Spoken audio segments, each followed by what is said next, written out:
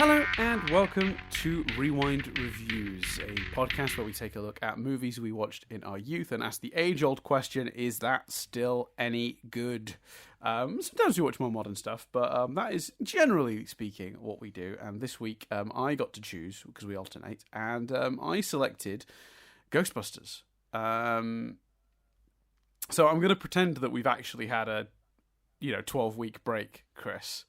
In recording and be like, oh, what'd you do in the break, man? What'd you do with all that free time?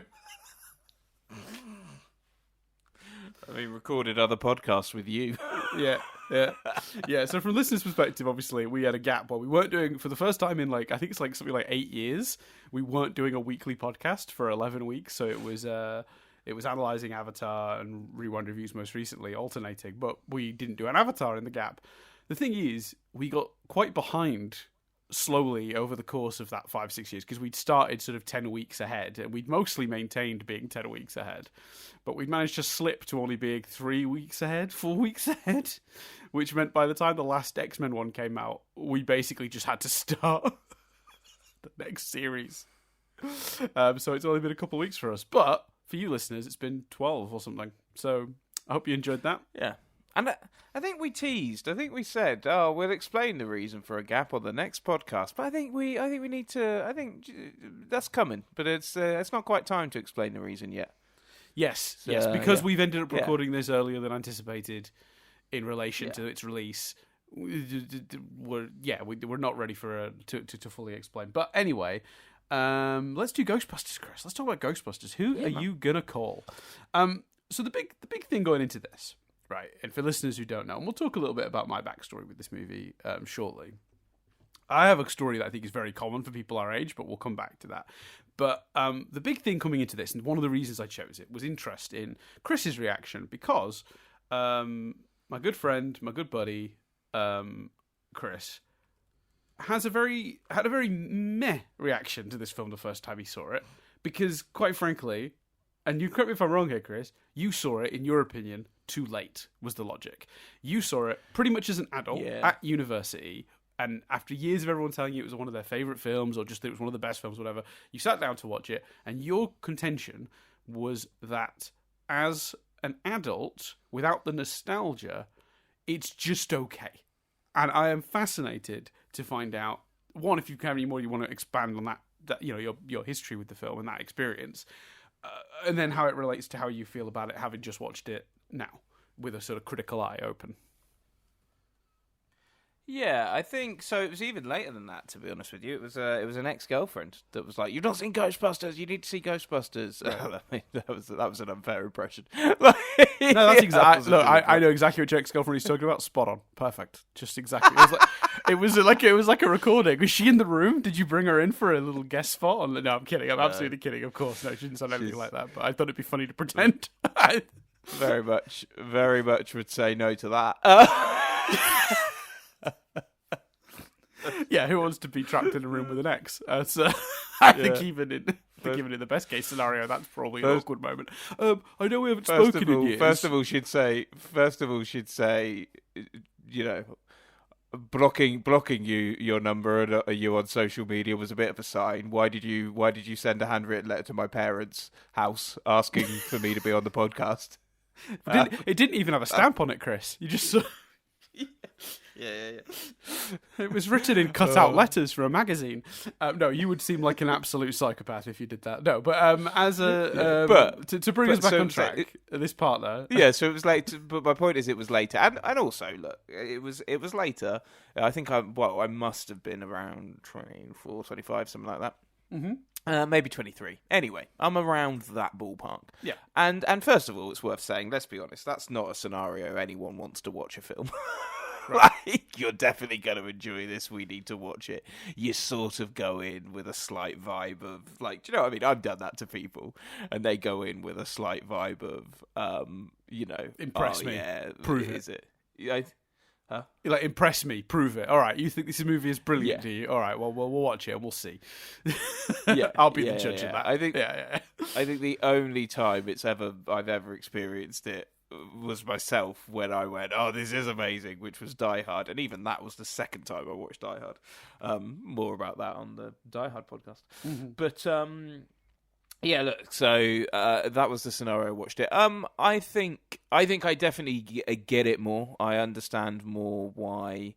Well, no, I always understood why people loved it. I was going to say, do you want to expand on that, like what your thoughts were once you did see that? Because I sort of summarised that you thought it was sort of fine but not great, and that you felt that it was a film you had to sort of have watched in the right moment. Is that a fair assessment of where you landed after you watched it that time? So I think considering that you did watch it at gunpoint. I think the only words you've missed from the sentence is "to me." I absolutely understood why people would have enjoyed it at the right time, and I think my point was if I'd have seen it at a younger age, I'd have probably enjoyed it too. Sure. And I think there are lots of films that fall into that category. It was never a criticism of the film. It was an observation of there are some films that if you watch at exactly the right age are going to hit you more and be more nostalgic for you than if you watch them at an older age. And it's weird because it's been a good, probably nearly 10 years since I saw it and felt that way. Oh, actually, sorry, we'll do your history on the. Oh no, actually, let's continue that thread because that's the topic we started, and then we'll go back around to your history. I sort of still feel that way for me, but I think potentially other people might not feel that way because I definitely appreciated the film more. I think watching it this time, I appreciated how funny it was. It's extremely watching it this time. Yeah, it's extremely funny. Nothing's wasted, and the tone of it is also like it's. I would say it's playing comedy straight, but playing it like ridiculously straight. These characters, the way it's shot, the pacing, none of it says it's a comedy, and yet they're spitting out comedic lines all over the place. I think actually like some of the graphics still hold up and are quite fun. I think it's a bizarre movie, but I think that adds to its charm. And I think anyone that loves the movie would just go, well, that's part of it. You don't get it. It's not bizarre. That's just part of its tone, and that's what makes it fun.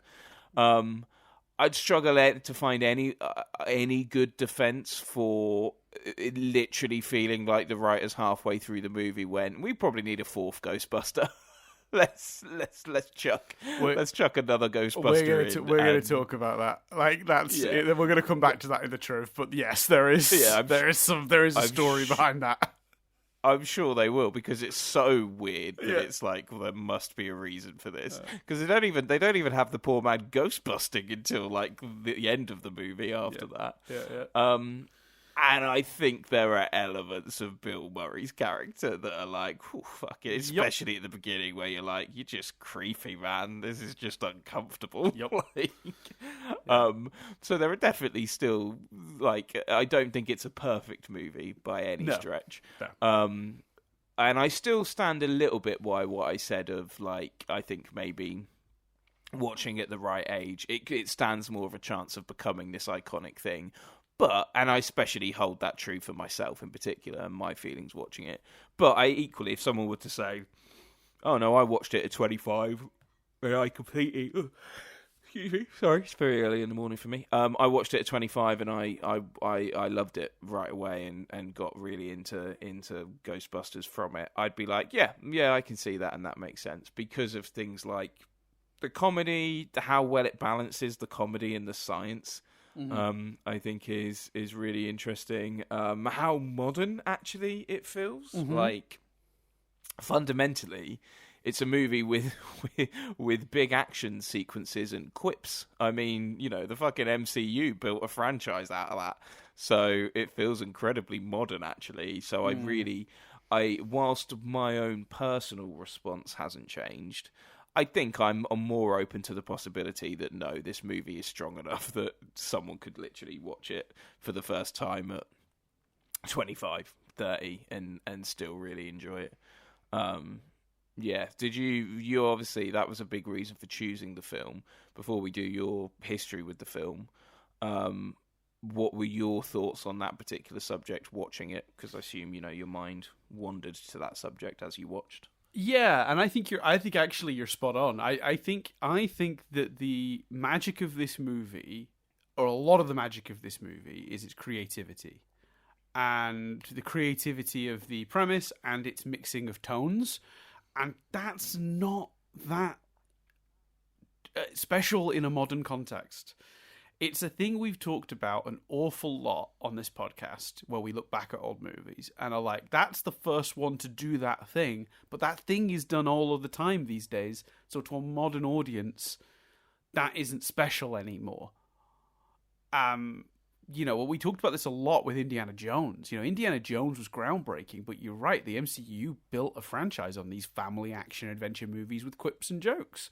And Ghostbusters is right up there. And I would also say Ghostbusters is up there with that mix of tones, where it's something that can be enjoyed by kids, because it doesn't explicitly have anything. There's some stuff we'll talk about, but it doesn't outright have anything that gets it slapped with an 18 rating.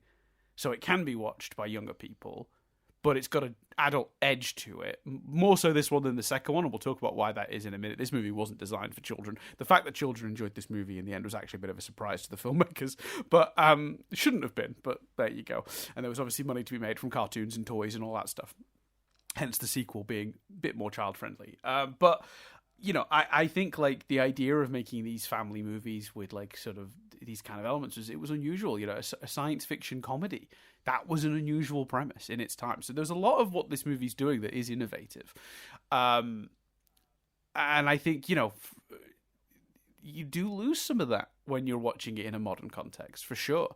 And we all know what a Ghostbuster is now as well. So the immediate creativity of the premise won't necessarily hit you in a modern context the same way it did in its original incarnation. So in its original release time frame. So I do think there's a lot of truth to what you said, having rewatched it, because I had a really good time, but I was well aware a lot of it was nostalgia informing that, and that actually practically watching it through that critical lens, it's nowhere near a perfect movie. We've watched movies from this era that hold up way better, in my opinion. And again, I'm not saying this is a bad movie by any stretch. Had a really good time with it, and definitely I'm going to come on down on the side of recommend it. We'll talk about that in more detail a little bit later. But this is absolutely a classic for a reason. You should see it, but it's not quite the masterpiece that some of the other films we've had, that despite aging still remain masterpieces. This movie's flaws become more apparent with time, because some of its shine was its uniqueness in its release. So yeah, I'll very briefly touch on my experience watching it the first time, because I saw this the way most people my rough age did. If you were born sort of mid to late 80s, you were probably old enough to be into Ghostbusters when Ghostbusters 2 was doing the TV rounds, because Ghostbusters 2 comes out in 89, so this is 84. Ghostbusters 2 comes out 5 years later, 89, and when it does, it's way more kid-friendly, needs way less editing, and was therefore absolutely run into the ground on television for about 8 years. So most people, I believe, in my age bracket, it's hard to say most, but I've over the years I've spoken to a lot of people about Ghostbusters, and a very common story I've personally heard, anecdotally, whether that's true wider or not, maybe it's not, I don't know, but anecdotally, a lot of people saw Ghostbusters 2 first. And a lot of the iconography they associate with Ghostbusters actually comes from Ghostbusters 2. Now, obviously I saw Ghostbusters 2, loved it, and then immediately suck out Ghostbusters 1. It's not like I waited years to then watch 1. I watched 1 very shortly thereafter, because I loved 2. And as a kid, really loved both. Watched both a bajillion times over.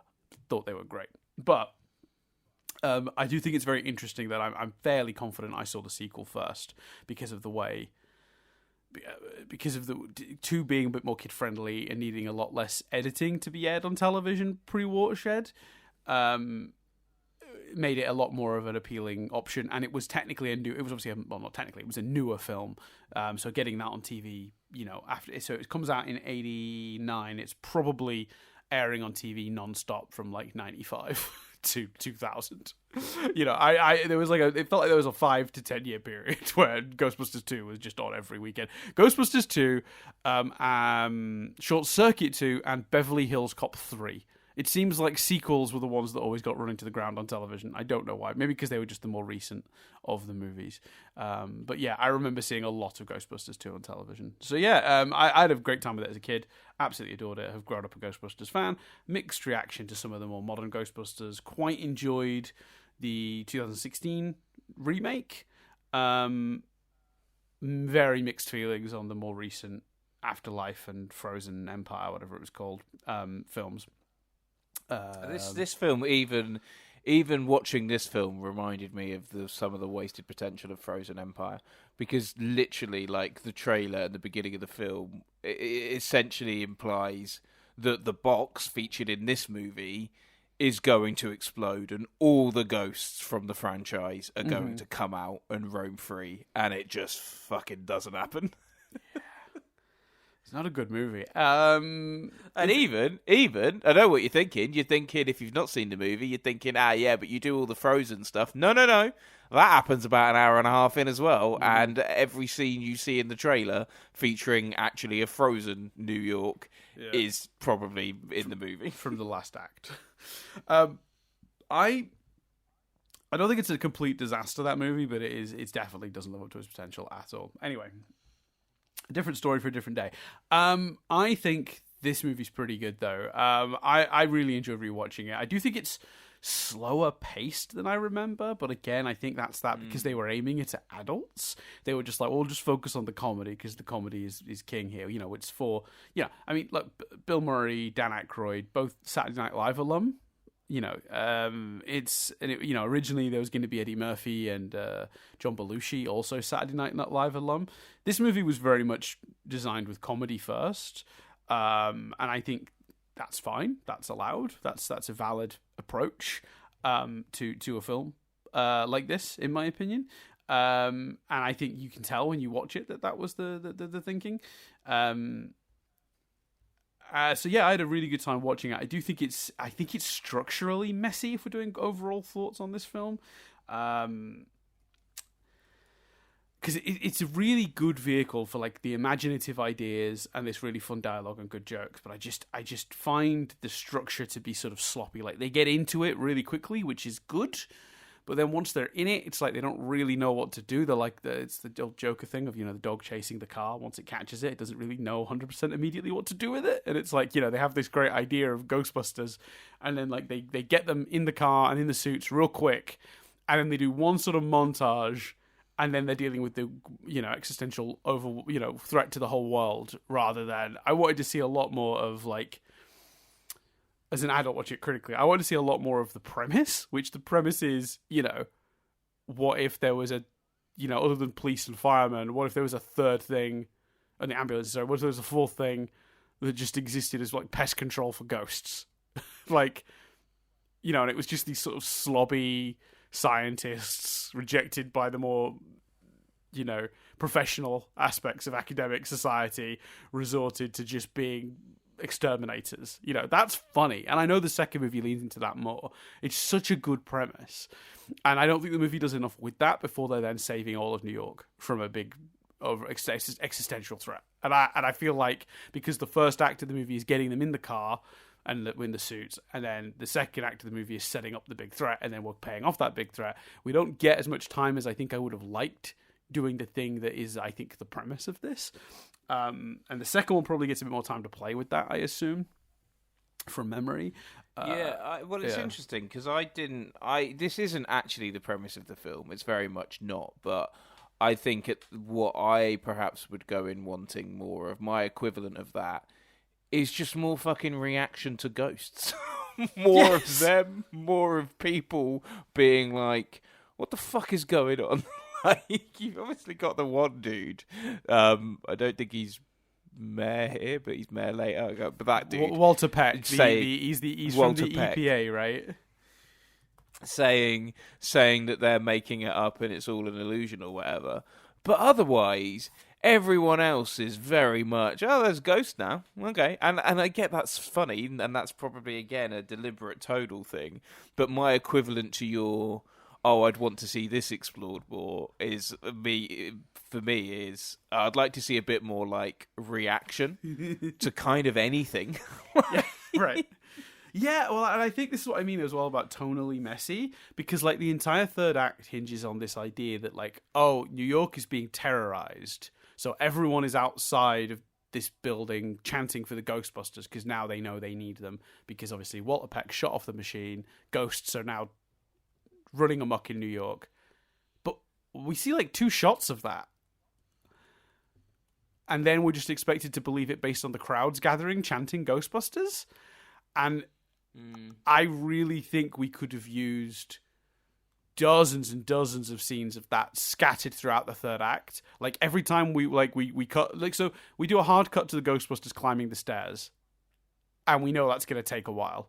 Then cut back to seeing the people of New York terrorized by ghosts. Then cut back to the Ghostbusters still doing the stairs. That's funny, but also it's reinforcing why they're doing what they're doing. I just feel like it's not even clear that's what's happening. Like, I think I could actually understand somebody watching this movie and not even realizing that's the consequence of Walter Peck turning off that machine. Like, absolutely. There's one shot of a skeletal ghost guy in a taxi, and there's like you see Slimer running through something, I think, or Slimer's like eating like the inside of a hot dog van because he's escaped now. So like we sort of do it, but it's done very quickly, and I think we could have spent more time on that too. So there's a few missed opportunities, I think. There, I guess that's a big criticism, I guess, like of the structure of it. I just don't think we do enough to establish the stakes for the third act. But again, the movie's focus is comedy. And would it be funny to keep going back to that? Maybe not. You had to keep coming up with really, really amusing versions of ghosts terrorizing the city. But I feel like you could do that. They had enough already. So yeah, I think you could definitely do that. And I think that even like the movie in general, and I think this could be a criticism, it could be a compliment. The movie, if you think this movie is so weird because loads of stuff happens and yet sometimes it feels like nothing has happened. Right. Like if you actually break it down, they discover ghosts, they get kicked out, they set up a new premises, they begin ghostbusting, it doesn't go well, it then starts to go well, it really takes off, they become really well known, they get shut down, there's the huge crisis involving you know what I mean? Like, tons of shit happens, and we move from like even just like we don't really like the machine. So much is like hand waved away. Like, oh, we've got this technology now. We don't see them making that. We don't see them like. I suppose we see them getting funds for it. From the poor dude having to sacrifice his house, remortgage his house 2 times, remortgage his house. But then equally there are moments in the film where like it's so like slow paced that you feel like nothing is happening, and I think there's as well as what you've just talked about, there's loads of you could be like, even them becoming famous and known, like you say, is just a montage, and we go from a rundown fire department to they've got kit, they've got suits, all of this stuff. Well, it happens almost immediately. They take the firehouse, and then I think we cut to Sigourney Weaver, and she turns on her TV, and they're doing an advert. And I was like, I was like scratching my head, like, isn't there a step between buying the firehouse and doing an advert for your services? Like, you're right, we never see them. And that's what I guess I mean. I think, actually, if you, like, really step back and look at, like, the very, very, like, just basic plot points of this movie, I think its structure is pretty much perfect, right? You introduce the characters, you give them the reason to start the Ghostbusters, you show them starting the Ghostbusters, you do a montage of them doing a little bit of ghostbusting, showing you that their day-to-day lives are like, but all the time while you're doing that, you're setting up the big bad. They have the moment right before the end of the second act, where it's their lowest point. They've been arrested. The world's in danger. Third act, they get out of that situation. They beat the bad guy, triumph, right? Just on a really, like, when you pull it right out on a large sort of like a macro level, I guess. Like you see the whole thing and you go, yeah, okay, cool. Like it's structurally pretty sound. But I think it's where I say it's structurally messy. I mean, it's like moment to moment structurally messy, because it's like they communicate that thing has happened sometimes, but either really quickly or sometimes just too slowly. Like some stuff is established over way too much time, and then some stuff is not given enough time at all. So it feels like it's like a car that's like juddering. Like you're not like you didn't put it into gear properly, and it sort of jolts forward, then stops, then jolts forward, then it stops. Like it's the movie equivalent of that. Like I was surprised that we suddenly had the kit and the costumes and the car when we barely showed them doing that. And maybe someone would go, well, they're getting to the point. It's like, okay, fine, we've jumped to that, but then we spend a lot of time doing stuff that I think is less interesting. A bunch of scenes of Bill Murray being a creepy weirdo. You know, like we'll come back to that. The creepy weirdo stuff is very much. It's such a let's dive in a little there. We've been fairly broad strokes so far. It's such a weird character introduction. Mm-hmm. Like it's not funny. It's one of the first scenes of the film. It's creepy. It's kind of con artistry. I did find the constant electrocuting of the guy funny. Like I did find the lying funny. Like the fact that he was like that's amusing. The goal was less funny. That he was being sleazy with the girl. But I because he says he's doing a test on like it's a negative reinforcement can improve telepathy. So actually, strictly speaking, by making that guy miserable and making her succeed, you could actually argue that's the experiment because of the way he phrases it. Well, I did, yes. Later on, I did think that. Yeah. And so I did laugh at that element of it. I laughed less at the realization that you then get to, which is just that he's because it's like, quote unquote, like, oh, it's the pretty young girl, and he's gonna like try to get her number and like come on to her at the end. That part much creepier, much creepier because she's like a child. And he's like an adult man. But it carries on. It's through the whole movie he's been a creeperson. He was a creepy creeperson with Sigourney Weaver. I've got to tell you this, right? Dana, is it Dana? It's Dana. Dana. Dana as a character is massively diminished in my opinion because she reacts correctly to the creeps in this movie, right? Sigourney Weaver, obviously a very good looking lady, is just walking through her life and harassed constantly, right? You got Louis Tully following her down the corridors. She shuts the door in his face because she's a strong, confident woman who's not going to take that shit. Bingo. Yes. Like this character. Good. Bill Murray comes along. Big creepy creeperson. Super weirdo. What does she do? Shuts the door in his face. Yes. Yes, Dana. We like you. Good. Bill Murray was weird. He invited himself to your home. He clearly wasn't there for any actual reasons for Ghostbusters. He's clearly there to try and get you to come out for dinner or whatever. Shut the door in his face, never speak to the man again. Then he gets famous, and we do all these shots of her like giggling at the TV, and then she comes out of the thing. He's famous and successful now, and suddenly she's finding him charming. What? I didn't interpret it as a fame thing. I interpreted it as a he saved her life thing. But when? When did he save her life? Before that moment? Well, yes, but because you're right. She is quite flirty with him. Outside the thing. When she comes out of her like concert thing, and he's like, "I was in there watching you" and stuff. Suddenly, she's being charmed by him now, and the only thing that's changed from when she slammed the door in his face to now her being all giggly and like kind of on board with it and being charmed by it is that he's become successful. He's a famous Ghostbuster now. What? Like, that was enough? It diminishes her character so much. It drove me crazy, that scene. She should still have been putting up with the shit, and I still didn't like the idea that even then, don't love the idea of her suddenly being into him after he saved her life, either. It's one thing to be grateful to someone for saving your life, but to give him a kiss. Because that's the other thing. This relationship's an absolute mess. Normally, I hand over to Chris for the relationship stuff, but they don't even get to go on a first date and they kiss at the end? What the fuck? Oh, but the kiss is horrendous as well.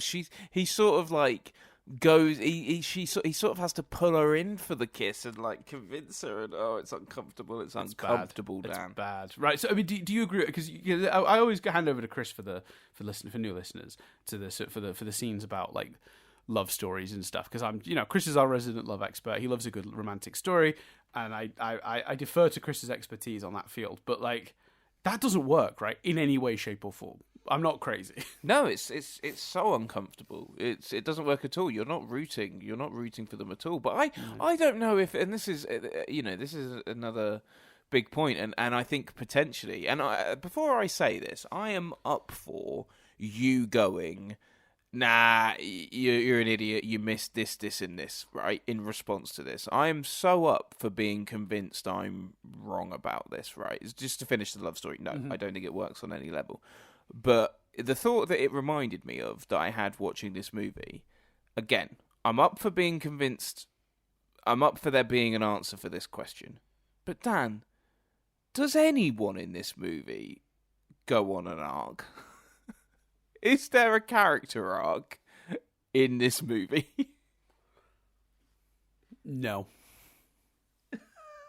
No. And again, I think defenders of the film would fairly go, it's not that type of movie. That's one of the things that makes it unique. It doesn't matter. And it's weird, because I don't think it's as much of an issue as it would be in another film because of the tone, because of the comedy, and all of that stuff. And the creativity and the entertainment factor. Like, it's so high on all of those that that's less important for some reason. But yeah. But I think it's another factor on. And look, people, long-standing listeners of the podcast will know Dan's more the character guy and I'm more of the plot guy. And there's a fuck ton of plot in this movie. So, I'm not, I can't and won't sit here and go, it's a reason I didn't enjoy it, and try and level it as a criticism I have of the film. But it's definitely something I noticed. You know what, guys? It's opposite day. Interesting. It's opposite day. I'm going mad because I was really frustrated by the love story. And Chris, rightly, has observed the lack of character arcs. And that is usually each other's stick. That's like shtick. Yeah. That's and usually my thing, Chris. You've stolen my complaint. But I didn't even, it honestly wasn't, it didn't even register. But when you said it, I went, oh, fuck, he's right. No one goes on any sort of arc.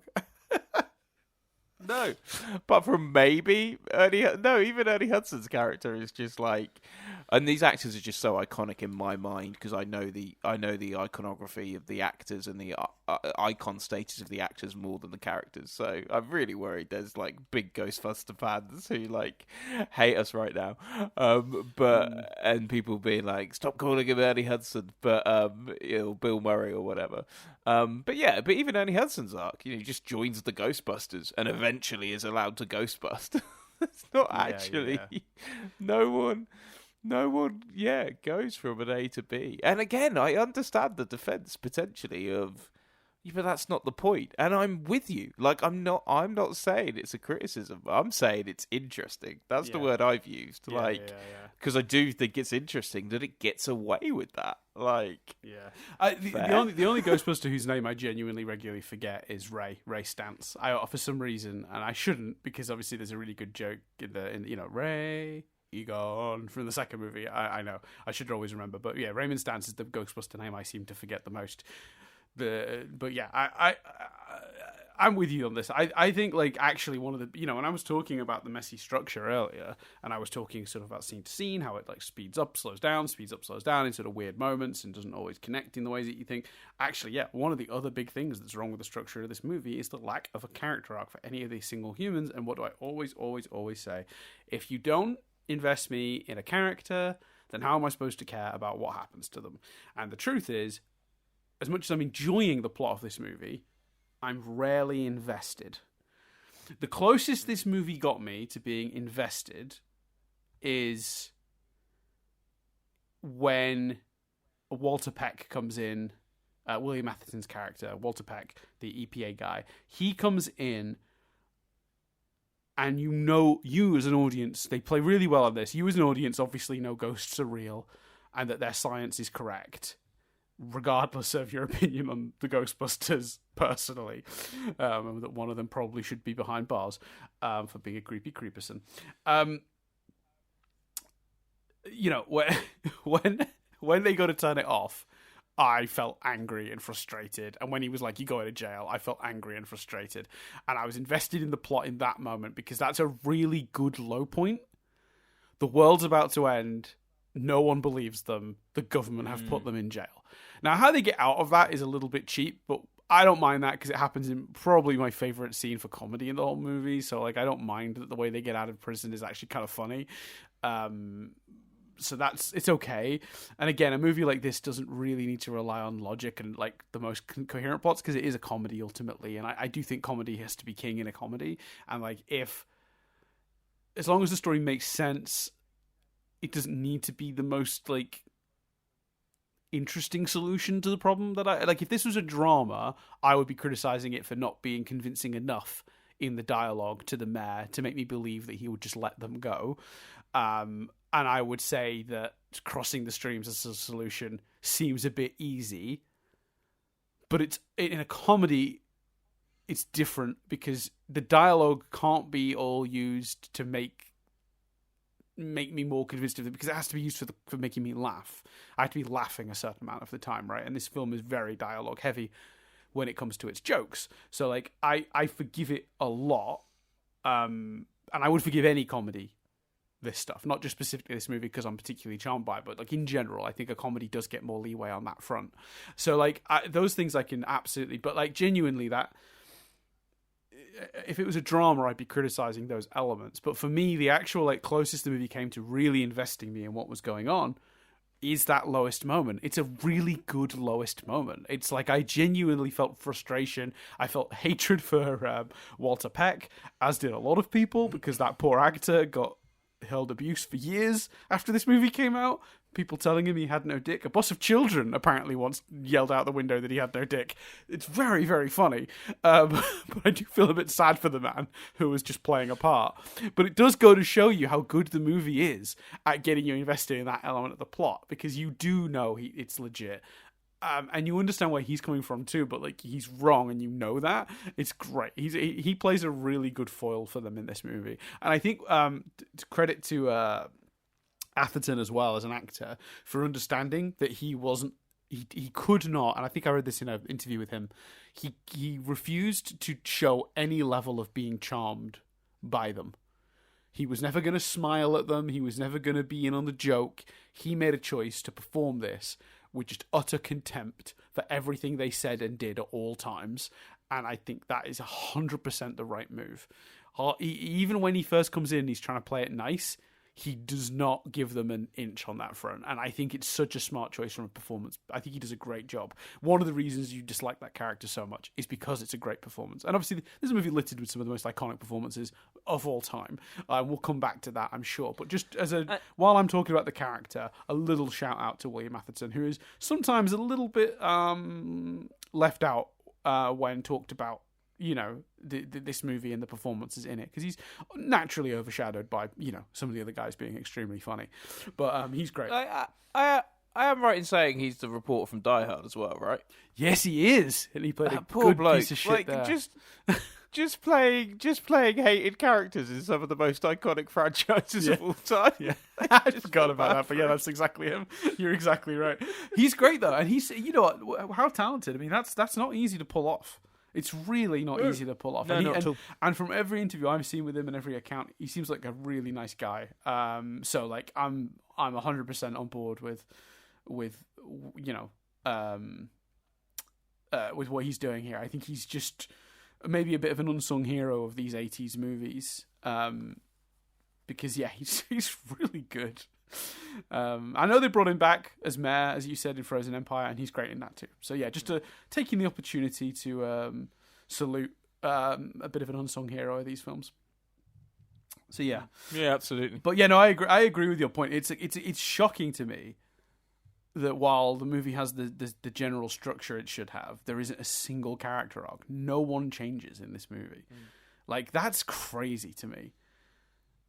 So, and as a result, though, I must admit, I'm not particularly, when they're going to fight Zool, once they're out of prison, for me, I'm a bit like, okay, cool, I guess. Like, they're going to win. I don't feel threat. I don't feel tension in that. I'm just like, give me the next joke, which is fine and valid, but not quite the same. Yeah, I think that's fair, and you also don't really feel anything at the end when you think that Sigourney Weaver and Rick Moranis have you momentarily it's like, oh, have they died? You don't particularly even feel anything then.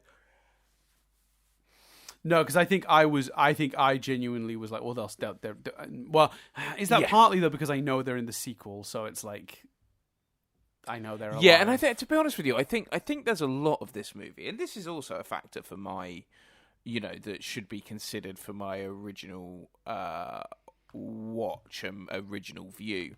So much of this movie, because it is so iconic, right, just won't play. Like, the bit where they're like, what did you think of? What did you think of? What is it? You just sat there like, well, it's the State Puff Marshmallow Man.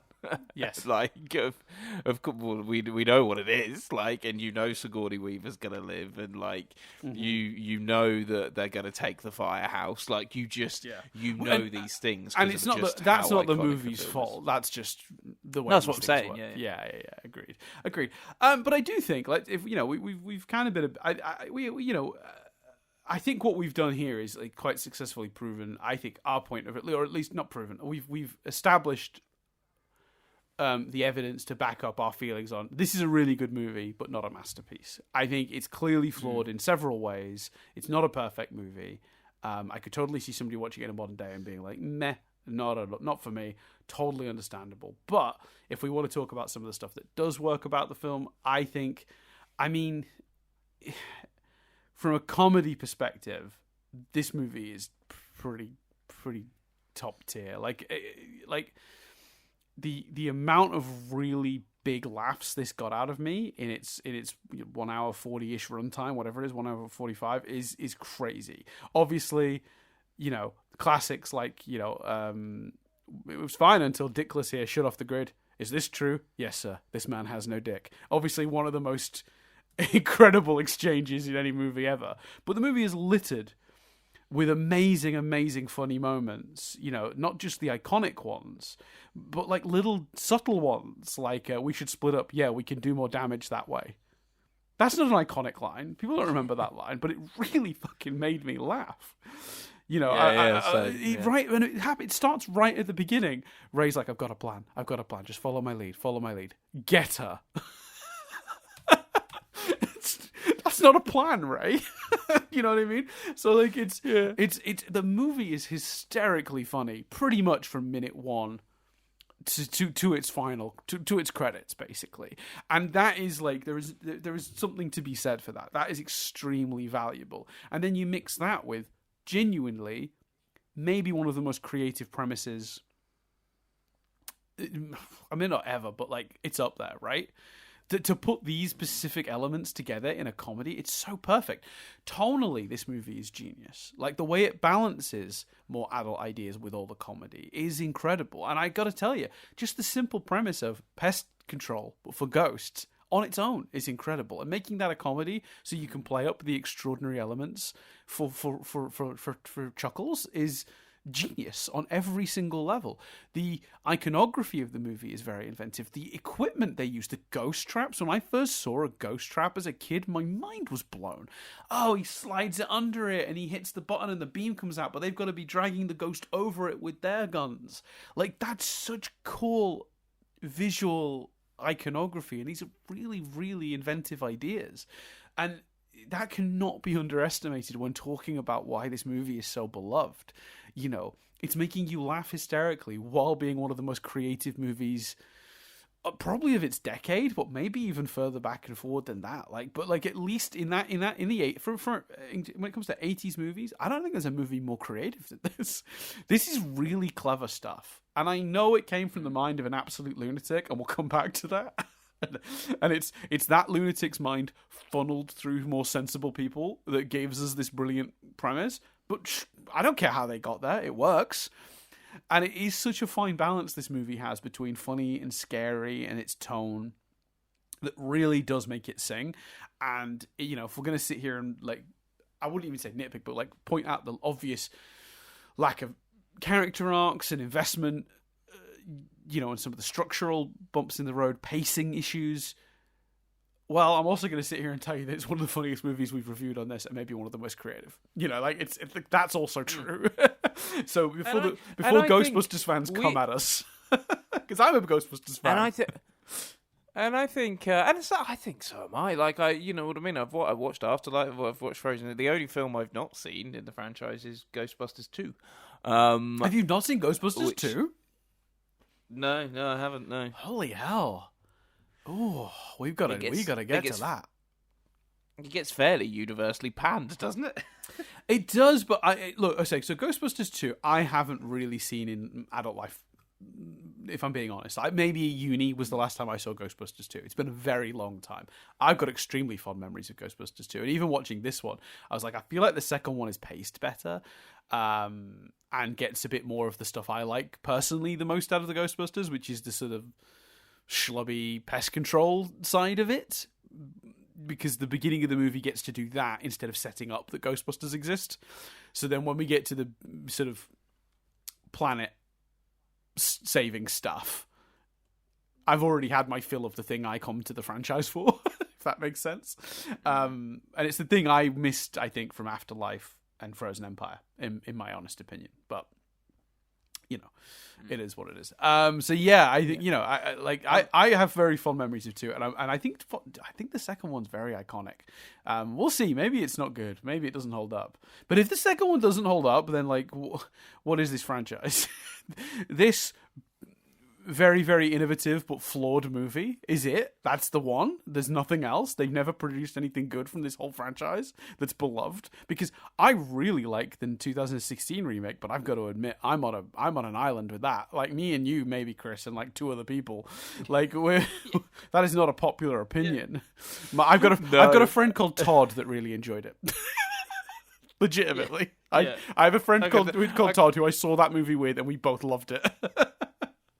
Yeah, and at some point we go and you don't tempt me. It has been a genuine consideration to just go fuck it, and choose it as my next movie. Yeah. Because you and I were both real like, but not even. I think what's funny about our reaction to that movie is we weren't even like staunch defenders of it. We were just very categorical. Anytime it comes up in any scenario, you and I just go, yeah, I enjoyed it. Like, do you know what I mean? Movie. We don't attempt to break it down.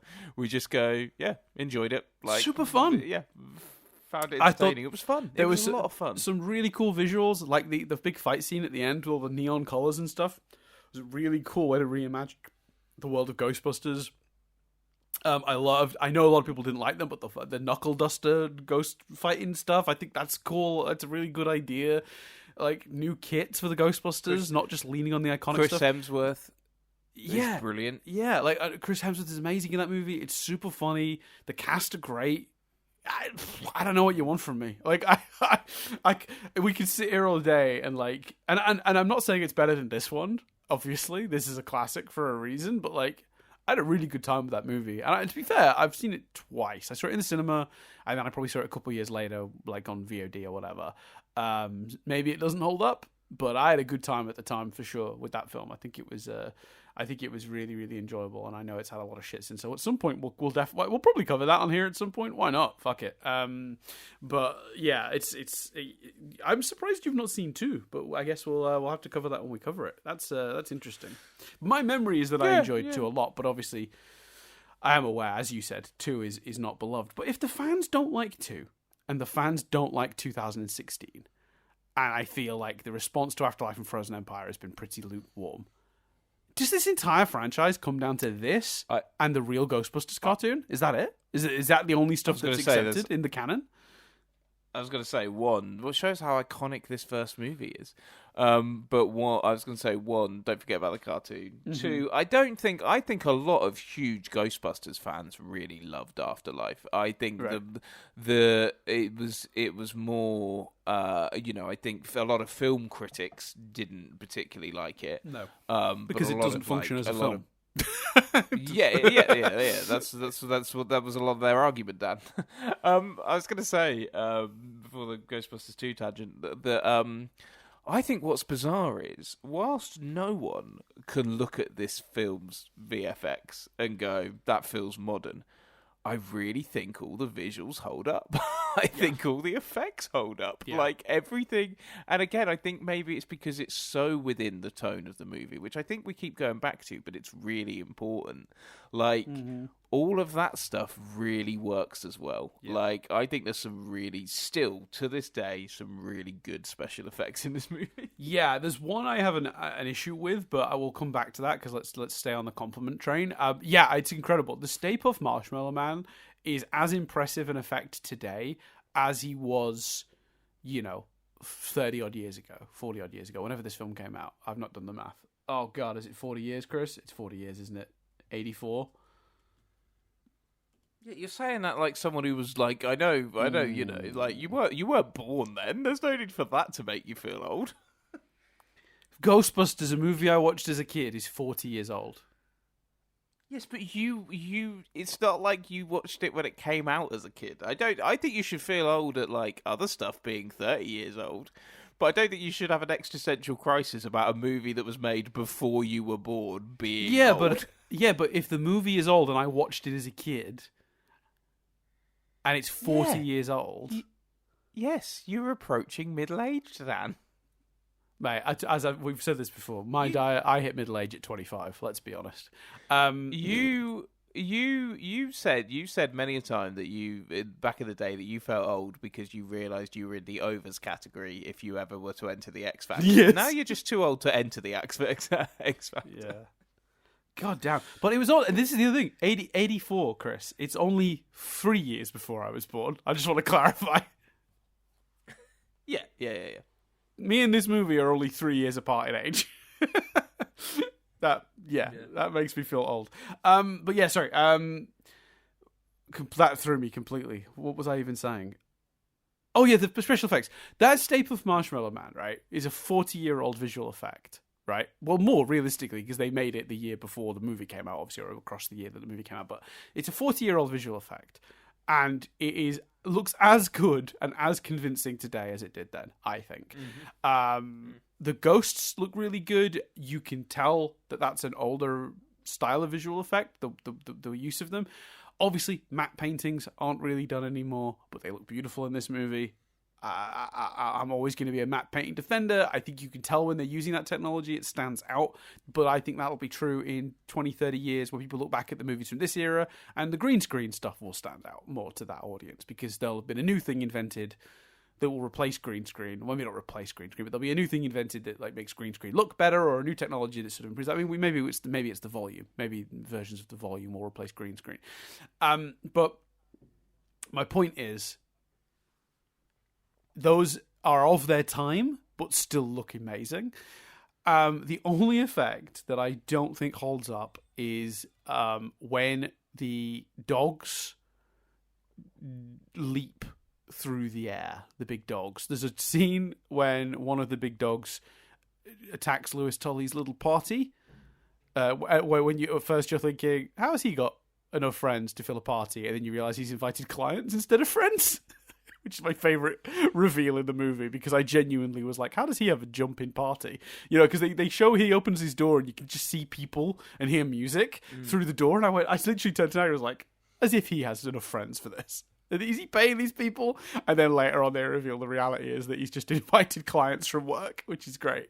But he's at his party and he opens the door to put a coat in the coat room or whatever, and there's like a big dog there and it leaps through the air and lands on a table. That doesn't look great. It doesn't, unfortunately. And then there's a shot where it leaps across the street. Also doesn't look great. Basically the same effect.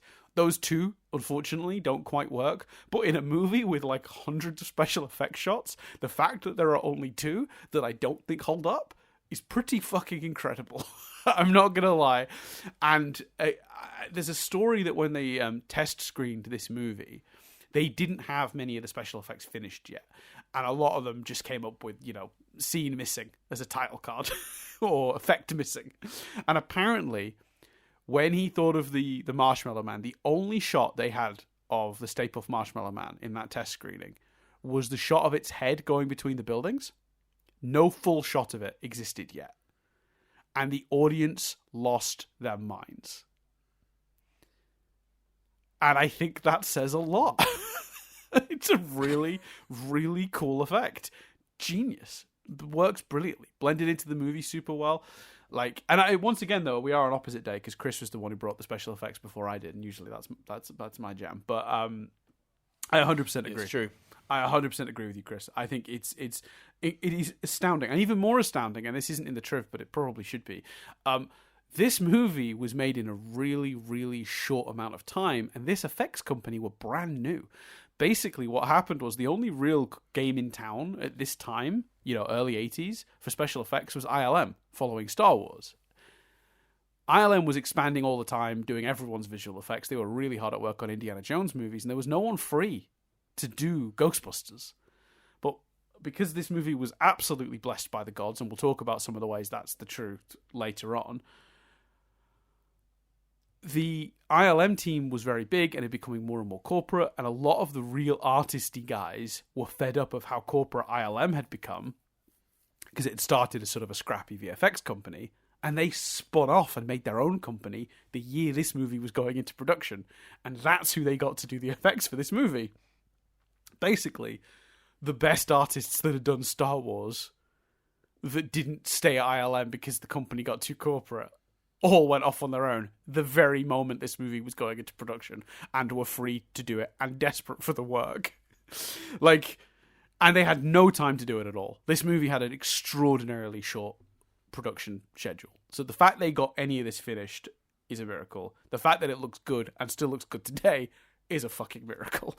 What a great element of this movie it is. Just I bow down to the visual effects artists that put this movie together. And I want to credit to the other one as well. We haven't talked about the Slimer effect, the visual effect of Slimer. That's so cool because that's half puppetry, half like not chroma key, but they've got the shot laid over the shot and then faded it out to give him that ghostly see-through effect. It's incredible. Looks really good. And you know how they got Slimer to move really fast, Chris? They didn't move the puppet. They moved the camera. So if they wanted Slimer to be coming at the camera, they were puppeteering him, waving his arms, and then zoomed the camera at him. Yeah, so see, that's just throughout this movie, it just feels like inventive minds were just working on every element, doesn't it? That's fantastic. And a lot of it was done practical. Sigourney Weaver floating over the bed, completely practical. Very, very clever. Cannot see the seams. Don't know how they did it. Don't want to know. I think I saw a bit of trivia about how they did it. I just sort of skipped over it because I genuinely don't want to know. It's so cool. I'll leave myself one piece of wonder on how this movie functions. All of the stuff moving around in the library, perfectly practical. Behind those cupboards, when they open, the drawers, they open and the cards all flicker out. That's people with straws behind them blowing the cards. The books are all on strings. It's genius. It's so good. I cannot. Yeah. I could literally do a whole podcast just on the visual effects of this movie, and I kind of have done a mini podcast inside of the podcast. But I just credit where credit's due. Again, it's beautifully done. I think the other obvious thing we have to bow down to is the casting. I mean, there's such chemistry between them all. Rick Moranis, as well as Sigourney Weaver. I know you've already mentioned it, but what Sigourney Weaver is doing with that part and how she somehow makes that charming is just phenomenal. Rick Moranis, you could argue the same thing about. Not a likable character, but just comes across so funny. Obviously, the Ghostbusters themselves are phenomenal. Just such amazing chemistry, and such. Each one of them is somehow, and take a shot because I'm going to say it again. Their performances slot so nicely into the tone of the movie, and they are somehow giving performances that feel unique and feel. Whilst I don't think there's a lot of character, I don't think there's any character arcs.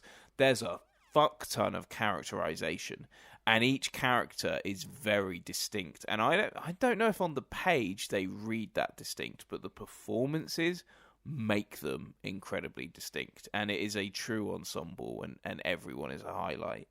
It's brilliant. Yeah, and I think as well, we'll get to this a bit more in the trivia and specifics, but a lot of these actors, because this movie had a lot of improvising on set, a lot of these actors didn't just give good performances to what was on the page, but invented a lot of the lines. So they're not only giving good performances, but they understand. Because improvising is obviously a massive skill, huge skill. And when I was in Australia, we did a lot of watching improv. There was a comedy club near where we lived. We saw a huge amount of improv comedy. Big shout out to the guys at Something Good. And that is an incredible skill. But every scene, you're inventing a brand new character from scratch, right? So while that is impressive, what's even more impressive, essentially, it's like adding an extra ball to a juggler who's already doing some, impressive juggling. Do you know what I mean? The extra element that this movie adds is they already had characters. So they had to work within the confines of the character that they already had and the scene that they already had. But there's a huge amount of improvising happening, and both Sigourney Weaver, Rick Moranis, added huge amounts to their characters. Sigourney Weaver was the one who thought that she should become possessed and become a dog. That was her idea. We'll talk about that a little bit later. Rick Moranis came up with the idea of his character being an accountant. That was his idea.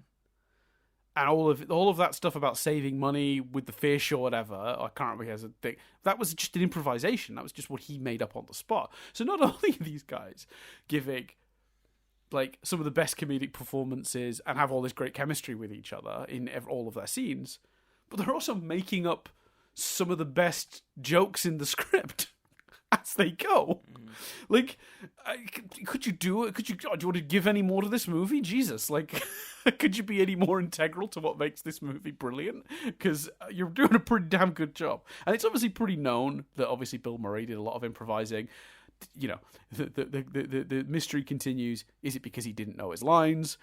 Or is it because he had better ideas? Who knows?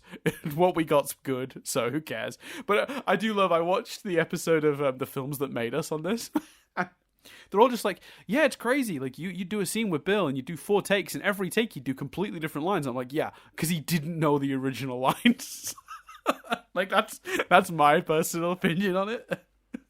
Yeah, and also, like, there's 2 versions of that, isn't there? There's people that love him saying that, and there's people that are going, yeah, you do a scene with him, and every scene is different. Like, that's also potentially frustrating. Yes, right, yeah. But obviously, guy's a genius. Clearly understands comedy.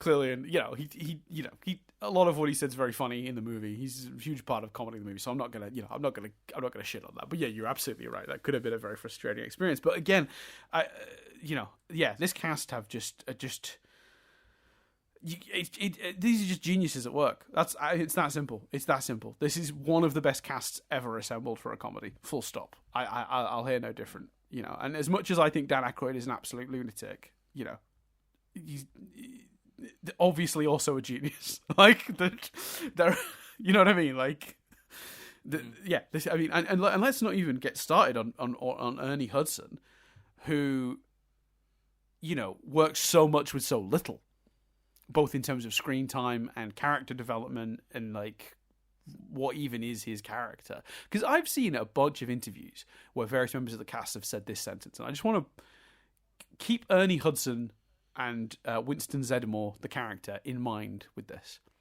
Well, the thing is, Egon's the brains, Ray is the heart, and Venkman's the mouth.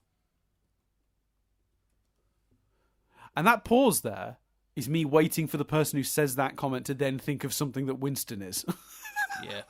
Yeah, absolutely. And it never happens, and the movie doesn't supply that. There's even a shot at the end when they're the 4 of them after they save everyone. Mm-hmm. There's a panning up shot of just the 3 of them, and I'm like, fucking hell! You've even you're still doing this? You're still the movie is making the 3 of them the core Ghostbusters. Mm-hmm. Agreed, and it's really a shame. And it's a shame. And there's a reason. There's stuff we know and stuff we don't know, and I'm going to do some speculating. We'll come back to that. But yeah, I think it's a real shame. But even with all that in mind, the compliment I'm going to say is the absolute charm Ernie Hudson brings to Winston is what saves that character from being a complete disastrous afterthought. Why is he here? He only gets a couple of lines in the movie, but the lines he gets, he really makes work, and you grow to love him because he's the voice of reason. He's the voice of normality. He's the straight man going, this is insane. I've seen some shit in my time, but this is nuts. I love at the end where he's just like, I love this city! Yeah, like the charm he brings to it with so little on the page to be working with is incredible. Absolutely incredible. And considering when he was cast, the character showed up on page like 15 or 20 and had a whole backstory about being in the army and all this stuff, and that's all gone when he actually is filming the movie. You know, is it, again, testament to him that he brought so much to it in that time. So again, another actor I'm going to salute in this moment, which is good old Ernie Hudson, the ageless man. Christ, he looks the same. He looks literally the same. It's amazing. What wizardry? Why is he such a handsome man? Why is he still such a handsome man? Why? While we're doing just kind of notes and praises before the triv, fucking obviously another obvious praise. Mm-hmm. The music's astounding.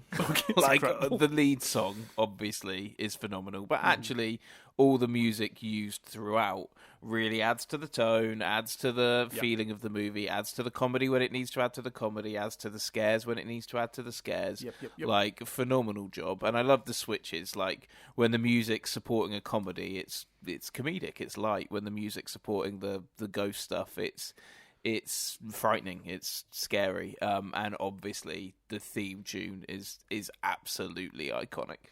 So yeah. Is it as good as Fall Out Boy's interpretation for the 2016 movie? No, of course not. You know, Fall Out Boy, rocket, but it's still amazing. No, I am, of course, joking. Although, again, another element that Dan and I will openly defend and be like, yeah, that song's all right. Like, it's fine. I know that. Look, it's not as good as the original, but like it isn't the slap to my childhood that some people have assumed, or not assumed, but have claimed it is. I don't buy it. But yeah, no, Ray Parker Jr.'s Ghostbusters theme is incredible, and I always feel like it's a weird one because I feel like people want to talk about that song, and they always sort of like, there's a lot of reverence put on, and he didn't know what to do with the lyrics, and then it just came to him one day. Who are you gonna call? You know, like it's some amazing thing, but it's like, yeah, I mean, it's iconic, but like it's, you know, you don't have to be a, you know, I mean, like, you have to be a genius to come up with who you're gonna call in a movie about guys that you call. Do you know what I mean? Like, it's an amazing song. It's perfect. It's exactly what the movie needs. I hope it never goes away. But let's not overstate the the genius of the lyrics, please. It's a banger, but let's not pretend those are the smartest lyrics ever. And the more we put reverence on, and I just couldn't figure out how they wanted me to use the word Ghostbusters in the lyrics, and I couldn't figure out how to. It's an awkward word to put in lyrics, and then it came to me. Who are you going to call? And I'm like, okay, good. I'm glad you solved it, but. And the thing is, like, for anyone, because I'm so conscious that this movie has like big fans, and for anyone going, well, that's harsh. But imagine, right? It's part of the reason you're jumping to or people might jump to defend that is because of how iconic the song is. Sure. Imagine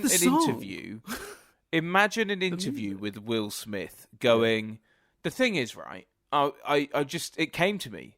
They are Galaxy Defenders. So, you know. And then I was just saying, like, when I sing the song, we're getting jiggy with it. I was doing the Men in Black bits. I know you were. I was just expanding on the Will Smith thing. Connor, here's a fact for you. My, friend of the podcast, Connor, is in. This will make you feel old, Dan. This will make you feel old. He's in Miami at the moment, and I was like, "Have you walked along like the beach, listening to the Will Smith song, like just feeling grand about yourself?" And he was like, "What Will Smith song?" I was like, "Oh, for fuck's sake!" Oh wow, wow. But like, that's the thing, it's like, imagine an interview with Will Smith where he's like, and I was thinking, the song's called Miami, man. Welcome to Miami. Like, that's the equivalent. It's like, yeah, I'm glad you got there, but it's not the big light bulb moment you think it is. Ray Parker Jr. But on the compliment side, though, it's so iconic. And you know what? I am glad there was a time when they were looking to do the song with Huey Lewis in the News for the movie, and Huey Lewis in the News turned it down to go work on Back to the Future, and I'm glad. I would not have it any other way. I don't want a Huey Lewis in the News song for this movie. It's wrong. It's all wrong. Yeah, no, that's the right way. Yeah. Just so you know, Dan, Miami by Will Smith came out 28 years ago. This is what I'm saying. That you can feel old about. I can feel old about a thing that's 40 years old that came out only a couple of years before I was born. I think that's fine. I think it's weird to feel old about something that wasn't out when you were born. Yeah, I disagree. Strong disagree. Let me just see. Hold on. I think anything that's aged can be a marker. People often in fact, one of the most iconic things for people to feel old about is Back to the Future. And Back to the Future came out before we were born. True, but that's all to do with the fact that like the gap between between the past and I suppose that proves your point, doesn't it? Mm-hmm. Anyway, it's a great song. I'm a big fan. Love Ray Parker Jr. Love that song. I mean, it was number one in the charts for like weeks and weeks after the movie came out. Like, come on, let's not undersell the song. Let me have a quick flick through my notes, see if there's anything else I want to touch. But in terms of overall thoughts, though, Chris, while I'm having a quick glance through my notes, the one thing we haven't really touched on is obviously this movie does have quite a mixed tone because there are scenes where it's trying to be scary, scenes where it's trying to be comedy. Do you think it balances that well? Yeah. Christ, you think we've not touched upon tone? I think if someone was taking a shot every time I've said the word tone, they'd be absolutely hammered right now. Yeah, but I guess, okay, let me rephrase that. We've touched on the tone. I don't think we've ever come to a conclusion on, like, whether it balances the tones. Because we've complimented its use of tone, but it's got two. Yeah. Does it jump between the two, in a way that isn't jarring, in your opinion? Ridiculously cohesively. It's I don't even know particularly how they do it. Like, but the jump between the horror elements, the jump between light-hearted scares, the jump between. Just think about the ghosts. Think about the jumps between like genuinely scary ghosts, and then the what's it, Slimer? Is the green one, isn't he? And the Marshmallow Man. Like, just think about like. Just picture the ghosts and how different they all look aesthetically, and I think that will say all you need to know about tone. Let alone the big action set pieces, the horror of some of the stuff when they're possessed, but also then the comedy. I think it absolutely juggles tone brilliantly. I don't think, in terms of tone. We've already talked about Bill Murray's character being pretty creepy. We don't need that, and it doesn't juggle the tone in those moments. Yep. We've not talked about Blowjob Ghost. Yes. Yeah. How do you feel about Blowjob Ghost when we're talking about tone? That's in my notes, and it's something I just came across. And I didn't describe it as Blowjob Ghost. I've written it down as the ghost unzipping Ray's pants is maybe the weirdest scene. We don't know what the ghost is doing, Chris. Could be a handy. That's true. Yeah, that's true. I don't want to judge what the ghost is invisible at the time. We don't know what it's doing. Deeply, deeply weird. Cut out of the version I saw as a kid. I remember the first time I saw this scene, I was an adult and was like, what? This scene's not in the movie.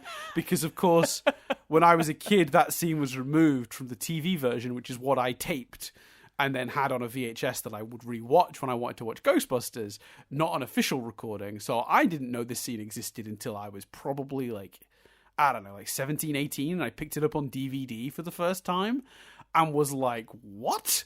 What's happening to Ray? The problem with this scene is, right, my criticism of it is kind of invalid because my criticism of it is it's inappropriate for the audience of this movie. The problem with that criticism, and the reason that criticism isn't actually valid, is this movie was not made for children. No. This movie was made teenagers and up in mind. It was a Saturday Night Live cast. It was going to be a screwball comedy in the vein of, the guy that directed it also directed like Stripes, Do you know what I mean? Like at the time, like this was like, and what's the other one he'd done? He'd done two big ones at this point. Stripes and another sort of teen comedy, another sort of screwball, gross outy comedy. My brain. Caddyshack. So Animal House, Caddyshack, and Stripes were the movies that Ramis had just worked on.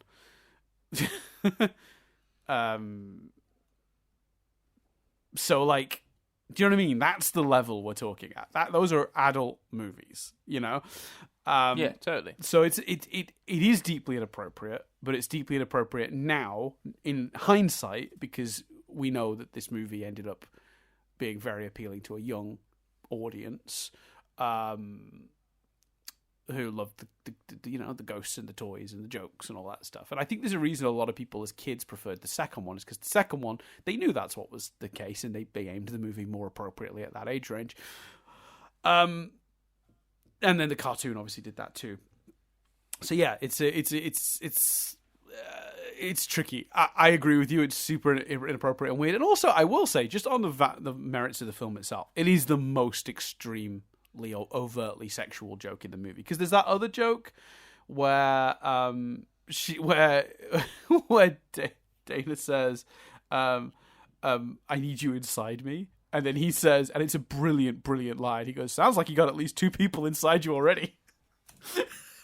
Which is such a great gag, and is subtle enough that I think a parent would understand that, but maybe a kid wouldn't.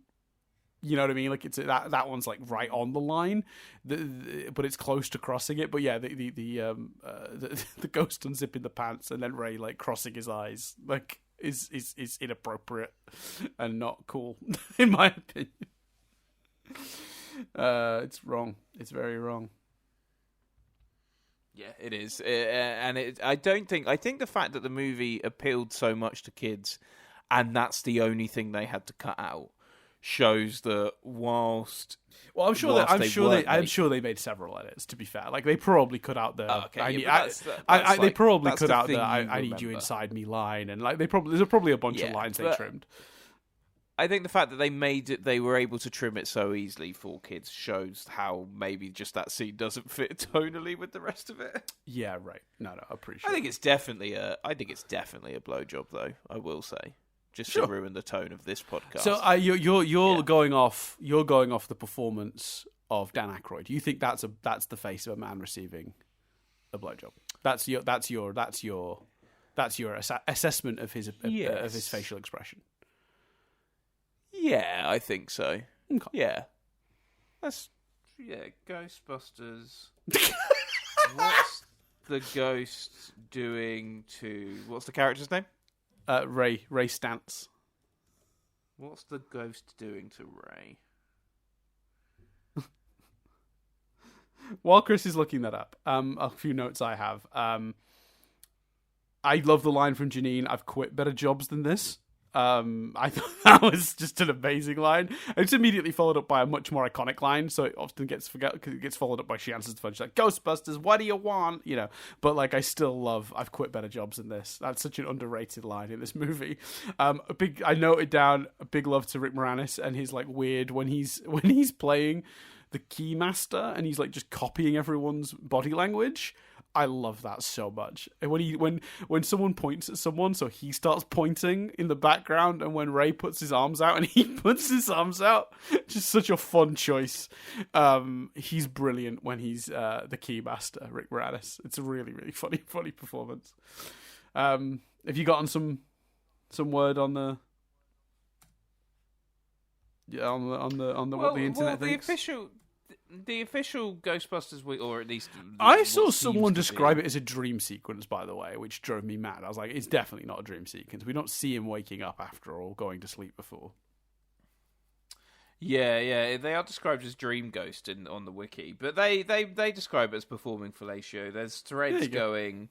Do you think the Ghostbusters BJ scene works? Like, there seems to be... The general consensus seems to be blowjob. Sure. Fair enough. Do some more research. I don't think you don't need to. You ready? I've got a couple more little notes if that's okay, because I want to ask you about the Ghostbusters as a premise in the sense of, would you hire them? Because I was thinking about this, and I was like, there is no way, especially thinking about the hotel sequence, that the cost is worth, and the damage to the property is worth removing the ghost. Like, I would rather have Slimer than have those guys with their nuclear backpacks absolutely destroy my hotel. Like, the first thing they do is shoot the little cart with all the food on it. Then they put a big gash through the wall when they miss.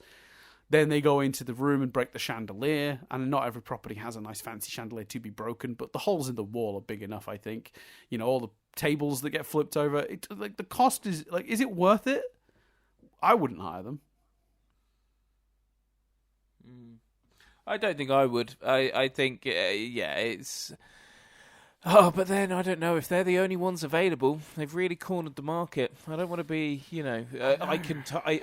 because Dan, the thing is, here's the way you got to look at it, right? Mm-hmm. Especially if you're a hotel. If Slimer's driving away guests, mm-hmm. then if you're just keeping Slimer around, then potentially he's going to drive away business for forever, and that's going to be a real problem. Yes, you've got to do a lot of cleaning up and maintenance after the Ghostbusters have been, but once you get that cleaning up and maintenance done, you can then get back to business. So long term, it's probably a better strategy to hire them. Okay. And also, if I hire them, I'll be like, right, you guys go and Ghostbust. You, Ray, you fucking stay there. I've got some questions, mate. Like, what are your questions? What's the first question? What you're asking? One, was it a blowjob? Two, what happened to the stuff? Like, do you know what I mean? Like, there's questions. Is what I'm saying. I've never considered that. Ectoplasm. It's just ectoplasm. Don't worry about it. I think these guys are a hazard to everyone and everything around them. Like, when they fired their nuclear reactors at a fucking, like, their hair trigger, that poor lady pushing that cart at the beginning, I was like, oh dear. Anyway, but yeah, I think the property damage might be worse than having the ghost, but you might be right. For a business, maybe you do need to do it. My other note, very quickly, I've got two other quick things I want to talk about. Two of the police just turn a person over to the Ghostbusters. We took him to the loony bin and they wouldn't take him. So I guess we're leaving this guy with you. That's an official government agency, the police. We found this person. We're just going to turn him over to you like a slave. We don't know what to do with him because he's weird. And I know it's a contrivance because we need the Ghostbusters to have Rick Moranis' character for the plot to work, for them to figure out what's going on with, Gozer and Zool and Ivo Shandor and that whole backstory. Which, by the way, the scene when they're in the prison and they're laying it all out and all the prisoners are just watching them figure it out and are joining in by standing around. I love that scene. It's such a fun idea. But yeah, I don't know, man. Like, it feels weird that the police are just like, yeah, this guy's weird. We're going to give him to you, the Ghostbusters. Just some guys that own a firehouse. Well, it just feels like a real plot contrivance, doesn't it? Especially as the Ghostbusters have essentially just been arrested. Well, I think it's before they're arrested because they have Lewis. They have Lewis Tully when he comes in to arrest them. So yeah. Yeah, no, you're right. The other note I had, and I wanted to talk to you about, was Janine and Egon. So I get the impression I have gotten looking into this is that there were scenes of those two establishing a relationship that got cut, but there's still plenty. I kept saying, "Oh, they were trying to get those two together," because opening scene, he's like under her desk and she's all like, being all like, what do you do for fun? She's trying to figure out what he does at the weekend, like his hobbies, and at the end, they walk away arm in arm. Like, they do multiple scenes where those two seem kind of close, but they never do anything with it because presumably it was pared down for the final movie. How do you think it functions, if at all? Did you even notice it? No, I noticed it, and I liked the subtlety of it. Like you, I felt that there were probably scenes that were cut, but I I liked the subtlety of it, and I liked the idea of them getting together for sure. Yeah. Oh, I like the stair joke, by the way. I haven't talked about that, but when they just going up the stairs, like, because it's just such a great, like, your heroes reduced to just being all exhausted because they're schlubby guys that aren't really supposed to be heroes, and they just kind of fell into that by accident. They were trying to start a business, and now they're responsible with saving New York, and they're just like out of shape. Yeah. Oh, and sorry. Also, from Saving the Day, when they first get to the top of the roof. The callback of Venkman saying "Go get her, Ray" is one of my favorite callbacks in the whole movie. I like it. I like the as they're going up to the roof, like he's like, "What are those stairs doing? Where do those stairs go?" And he's like, "They go up." And then he takes a step forward, and he's like, "You go, I'll go. You go first." Yeah. It's great. Anyway, it's time, Chris. Say the thing. Let's trip it up. I'm going to give you some trivia. So, the trivia for this has been developed from a few different sources, but I want to give some credit to Vanity Fair and The Hollywood Reporter, because a lot of this information comes from two articles. One is the Vanity Fair article called The Making of Ghostbusters, How Dan Aykroyd, Harold Ramis, and the Murricane Built the Perfect Comedy. And then a Hollywood Reporter article called The Making of a Comedy Classic, director Ivan Reitman spills the secrets behind the original Ghostbusters. A huge amount of the information I'm about to go through comes from those two sources, combined with the usual lazy person, Wikipedia, IMDb, nonsense. I should also clarify as well, obviously trivia is evolving all the time in the way we do the trivia on here. When it started, it was just a few fun facts about the movie. Then I started ordering those facts into what I thought was the sequence of events. Then I started categorizing it, and I was like, oh, no, this trivia is to do with the development of the film, this trivia is to do with the production of the film, this trivia is to do with post-release, box office, cars exist. I had like a real structure to it. Then I started sort of telling the story of the film. I don't know, man. It gets more and more involved every time. I'm sorry. I don't know if people enjoy this. I put a lot of effort into it, and I find it really interesting. I hope you guys do too. But trivia has obviously shifted into more than just trivia. But yeah, anyway. Let's talk about Ghostbusters. I think it's interesting, and you should be commended for your hard work on it, personally.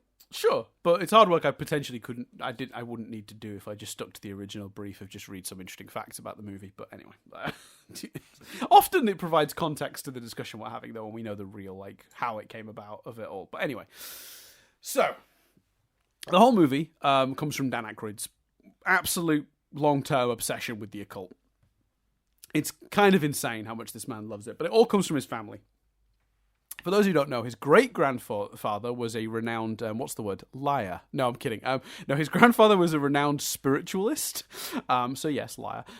His direct father... Oh, no, wait, sorry. His great-grandfather was the spiritualist. His grandfather was a scientist who experimented with radios to try and contact ghosts. His dad wrote a book about ghosts. So Aykroyd obviously was destined to become a full-time peddler of vodka. Sorry, I got that bit wrong too.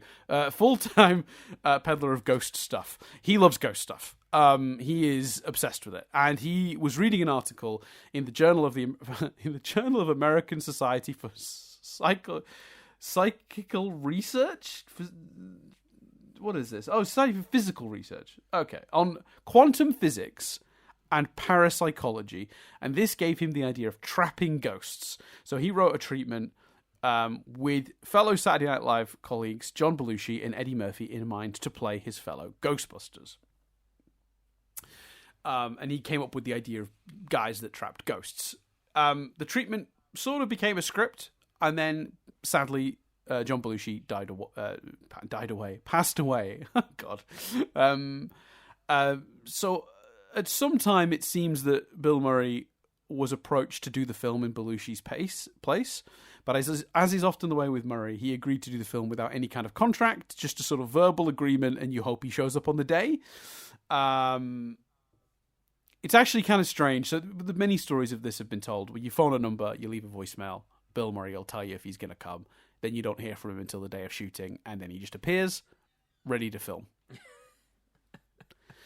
And the story is very similar on this. Like, no one knew if he'd read the script. they didn't know if he was going to be there. And the day everyone kept saying, Dan Aykroyd, he's not signed a contract. Is he going to be here like tomorrow when this movie shoots? Dan Aykroyd's like, yeah, as far as I know. And then he just shows up. I don't know. But there was an agreement, verbal again, made that the Columbia, who ultimately would make this movie, financed a remake of The Razor's Edge with him as the star first. And that actually happened. So they'd already held up their end of the deal, and they'd made The Razor's Edge with him before they even shot Ghostbusters. So they both came out in the same year in the end. Razor's Edge was a massive flop. Big disappointment for Murray. It was a passion project of his. Different story. But ultimately, following the success of Animal House and Stripes, Aykroyd felt Ivan Reitman was the best choice to direct the film. There wasn't many other directors ever in contention. Reitman had been aware of the premise from the early days of when Belushi had been attached, but Aykroyd envisioned this insane intergalactic film in a future where ghosts were a problem on different planets and interdimensional planes. So the Ghostbusters already existed. And Ghostbusters already existed and were as common as firefighters and police out in space. There's a story to be told later on in another podcast about Dan Aykroyd's insane scripts that he was trying to put together for a Ghostbusters 3 throughout the years. Like Ghostbusters Go to Hell and all this stuff, which were all just these insane, mad movies. Famously, one of those scripts got torn up by Bill Murray, sent back to Dan Aykroyd, shredded in a box with a note on the top that said, "No one wants to see old men fight ghosts." Ironic, considering in the end he turned up for Afterlife, but well, different story. Yeah. But yeah, Aykroyd is idea guy, I think, and I don't think ever leaving him to write a script on his own is a good idea. Again, love the man. Just to slightly defend Bill Murray on Afterlife, that film isn't about old men fighting ghosts. No, it's in not. His defense. Correct. They do that though. They show up in the suits and fight ghosts. They do the thing. Yeah, of course. But no, I agree. There's more to that movie. But yeah, I agreed with you. But the script was basically bonkers. You know, Ghostbusters already were set up and established as a common thing, as common as firefighters and police out in space, and this just happened to be about one particular group of Ghostbusters who get called into a situation that's bigger than just, you know, the usual sort of ghost catching they do. But the script was mad, and at the time, Reitman thought it would cost something around $200 million to make. And you might be going, wow, that's a lot of money. That's like Indiana Jones money, or like, you know, a Marvel movie money. I want to remind you the year that this is. This is 1982, 83 that this is happening, this script. If you adjust that for inflation, Chris, that's a $771 million budget. A lot of money, Dan. Yeah. So that script was not happening. So Reitman steered Aykroyd into setting it on Earth because he felt that would make the extraordinary parts even funnier. And he also felt it was important to show them establishing the business. Once Aykroyd agreed to the changes, they met and then hired Harold Ramis to help bring this new script to life. Ramis had worked with... Ramis and Reitman, goddammit, had worked on Animal House and Stripes together, and Reitman had also done Caddyshack. No, sorry, Ramis had already just done Caddyshack. He'd written it.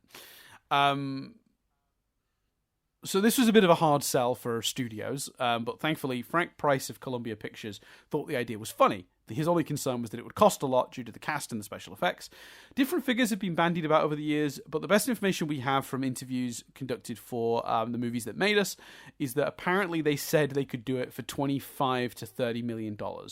And apparently he came to this number by just tripling the budget for Stripes.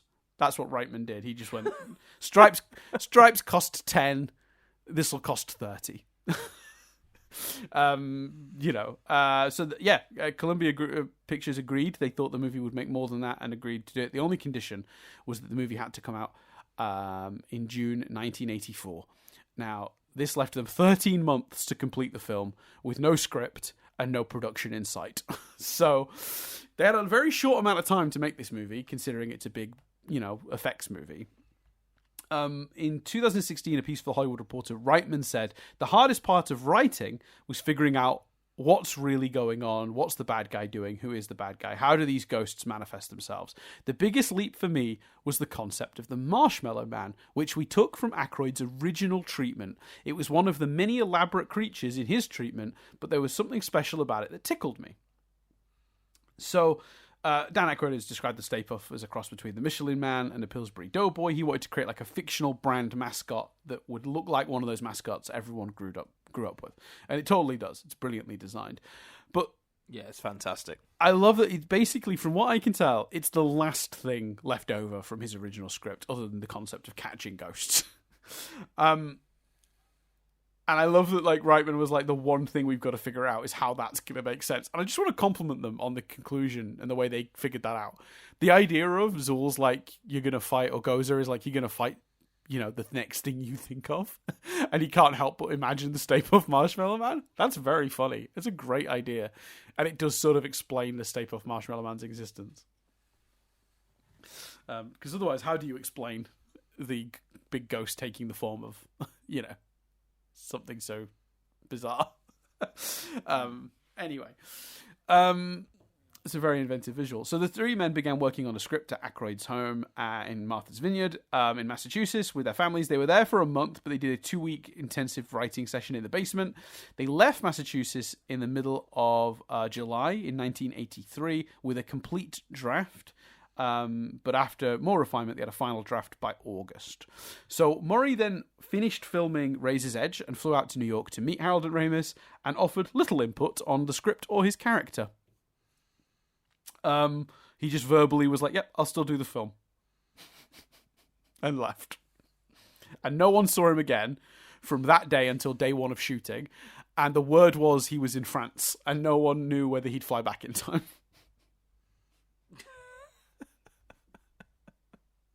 That's amazing. I do love Bill Murray.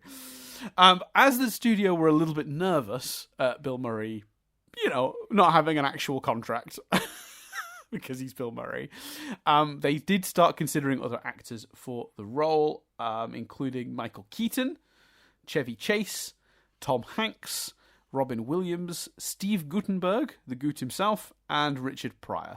Gutenberg wouldn't have done it in the end because he said repeatedly that he had the word from his agent about Ghostbusters came in around the same time as Police Academy, and he really liked the idea of Police Academy. So I don't think Gutenberg was going to ever be a serious option for them anyway.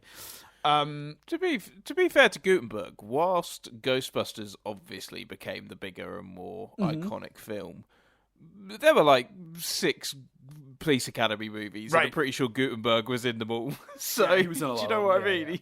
Yeah. Potentially, yeah. Yeah, and also I think he would have been good in that role, but I don't think. I mean, like, it's one of the most iconic roles of Bill Murray's entire career. It's you know, you're not replacing that with anyone. Doesn't matter how talented an actor you pick. You know, your Chevy Chases, your Michael Keatons, Tom Hanks. These are all Robin Williams. I mean, these are all some of the most. Richard Pryor. Like, these are all like the most talented comedians and actors of their day. I don't think any of them would have done a better job, though. So I'm glad we got. No, and I don't think. Can you imagine Robin Williams fitting into the take a shot tone of this movie? No, unfortunately not. Bless him. Like, he would have been amazing. You know, Robin Williams was amazing. I can't imagine Bill Murray being Aladdin or Mrs. Doubtfire. Like, it's just, it's that, you know. Oh, Mrs. Doubtfire. I can't wait to get to that. We'll get to that at some point. That's a fun movie. In terms of Dana's role, there were a few actresses they looked at. Daryl Hannah, who I'm also a big fan of, and I think that would have been good. Denise Crosby, Julia Roberts, Kelly LeBrock. I mean, these are all, again, biggest stars of their time, or certainly some of the most talented people of the time. But basically, Reitman said this to The Hollywood Reporter. Sigourney was slightly older, as in than some of the other people who auditioned, and had just done 1979's Alien, but she was so smart about the script. She said, you know, I really think Dana should be possessed. She should be like that dog on the roof. And then Sigourney got on all fours on my coffee table, howling like a dog. Right after she left my office, I called Harold Ramis and said, Harold, Sigourney Weaver just started howling like a dog in my office. She said that she should get possessed by the dog and turn into a dog. And I thought, damn, that's a really good idea. We've been having all this trouble about how to handle what happens on the roof in the last act, and we hadn't solved it yet. Her idea of being possessed really personalized the larger concept and then got included in the script. She was barely out of my office and we were writing it already. So it sounds a little bit like her contributions to the script sort of helped her get the role. And I cannot get over the image of, you know, hugely successful actress Sigourney Weaver being in a meeting and then getting on a coffee table on all hands and on hands and feet, on hands and knees, whatever you want to call it, and like barking like a dog. Like that's madness. Well, to me. It certainly shows a passion for the role, doesn't it? It shows something. Madness, maybe, I don't know. No, I'm very impressed. Her commitment is clear, and I think she also had the idea to have Dana be a musician. Apparently, there was a few different roles for her in the original script, like what her job was. But at the time when she came on the project, the character was a model. And she was like, no, it's better that she's a musician. She can be somewhat strict but have a soul because she's a musician. So I thought that was sensible and made sense. Another alternate casting we nearly got. Well, first of all, very quickly, Jay Leno actually read for the part of Lewis Tully. Glad he didn't get it. Sorry, Jay. That's all wrong. All kinds of wrong. But ultimately, John Candy was the choice for the role. And he was even offered it. The problem ended up coming in pre-production because he just didn't understand the character as he was on the page and kept making suggestions to turn the character into a German character, so he'd play it with a German accent, and that he would own multiple German shepherds. Now, the filmmakers didn't like these ideas, and ultimately the relationship sort of fell apart on that. Not like personally fell apart, I just mean like the creative part of that relationship kind of fell apart, and they parted ways amicably. And that's when Reitman sent Rick Moranis the script and asked if he'd take the part. Moranis apparently accepted the role about an hour after receiving the script. And then ultimately, like Weaver, made several contributions to his character, including making him an accountant. Look, John Candy's amazing. Obviously, we've talked about John Candy a lot. One day we'll do Uncle Buck, which I think is like one of his best performances, and we'll do a whole John Candy love session. But we talked about him when we did Home Alone and some other movies where he's had smaller roles. I love John Candy. I think he'd have been, he's great, and I'm sure he would have been very funny in the movie. But I agree, his ideas were tonally wrong for this picture.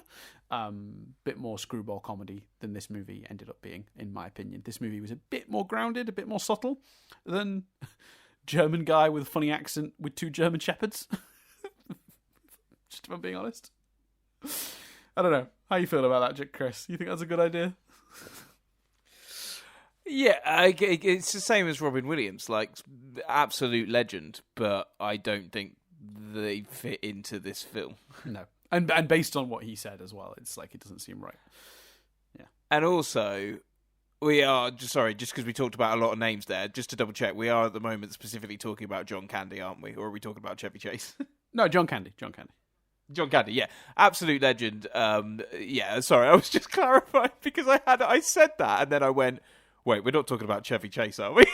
In which case I should clarify that I don't think Chevy Chase is necessarily an absolute legend on quite the same level as John Candy. Same answer as Robin Williams, just wouldn't have actually fit totally into the movie. Yeah. So the role of Sumerian god Gozer the Gozerian was originally going to be a business-suited architect type character played by Pee Wee Herman himself, Paul Rubens.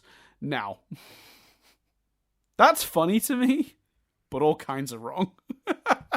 I'm glad that didn't happen. In the end, they went with Yugoslavian actress Slavica Johan, who was cast, and the character was kind of morphed into a more androgynous figure in the vein of like a David Bowie, like Grace Jones type figure. Correct move, in my opinion. I like Pee Wee Herman also, but yeah, they got a bit lucky there. Yeah. Let's see. So according to Ernie Hudson, let's talk about this. This is a big one. So according to Ernie Hudson, an earlier version of the script had Winston in a larger role with an elaborate backstory as an Air Force demolitions expert. Excited by the part, he agreed to do the job for half his usual salary, but the night before shooting began, he was given a new script with a greatly reduced role. Ivan Reitman told him the studio had wanted to expand Bill Murray's role.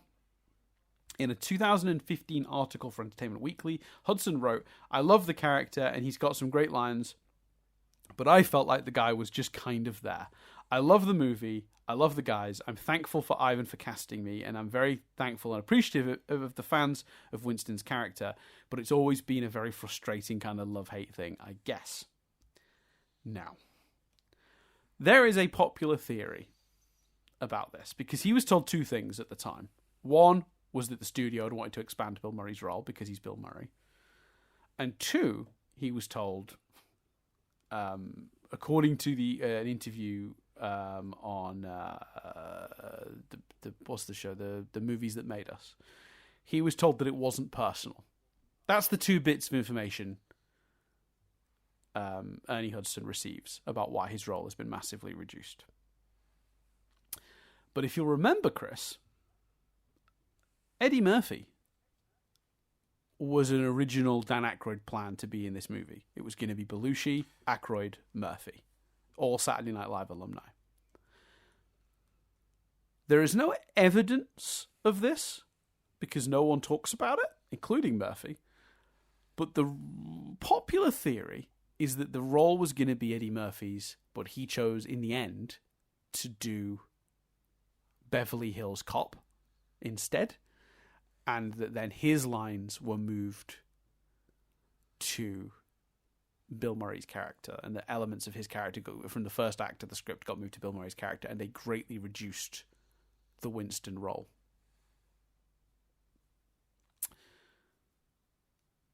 This, I feel like that is credible because Aykroyd has talked about. Yeah, I mean, it would fit.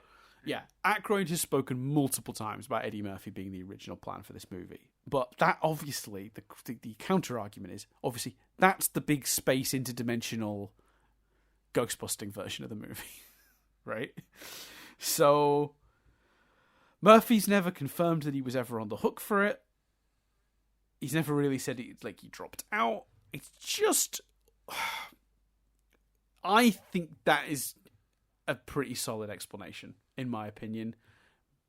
But we don't know. But I think the fact that no one's talking about it and confirming for sure what happened and why Winston's role was so reduced and that his lines from the first act got given to Bill Murray's character is pretty unclear.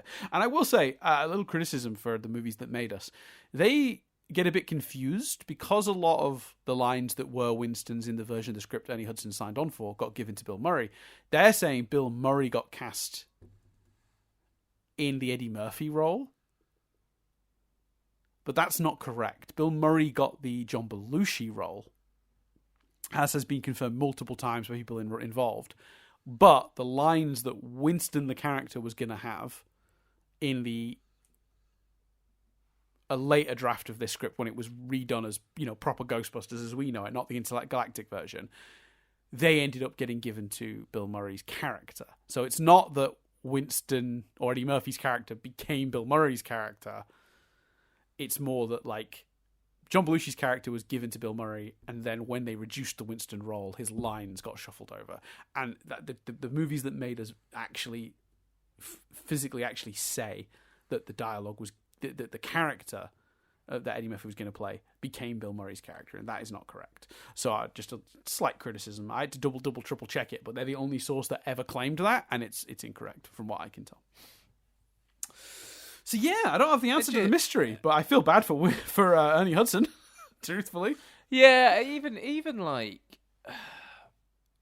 just knowing, because if Eddie Murphy, yeah, so it sounds like there were always going to be 4 of them with Eddie Murphy doing it. Mm-hmm. So them talking so publicly about how it was going to be Eddie Murphy, and not then saying with Ernie Hudson.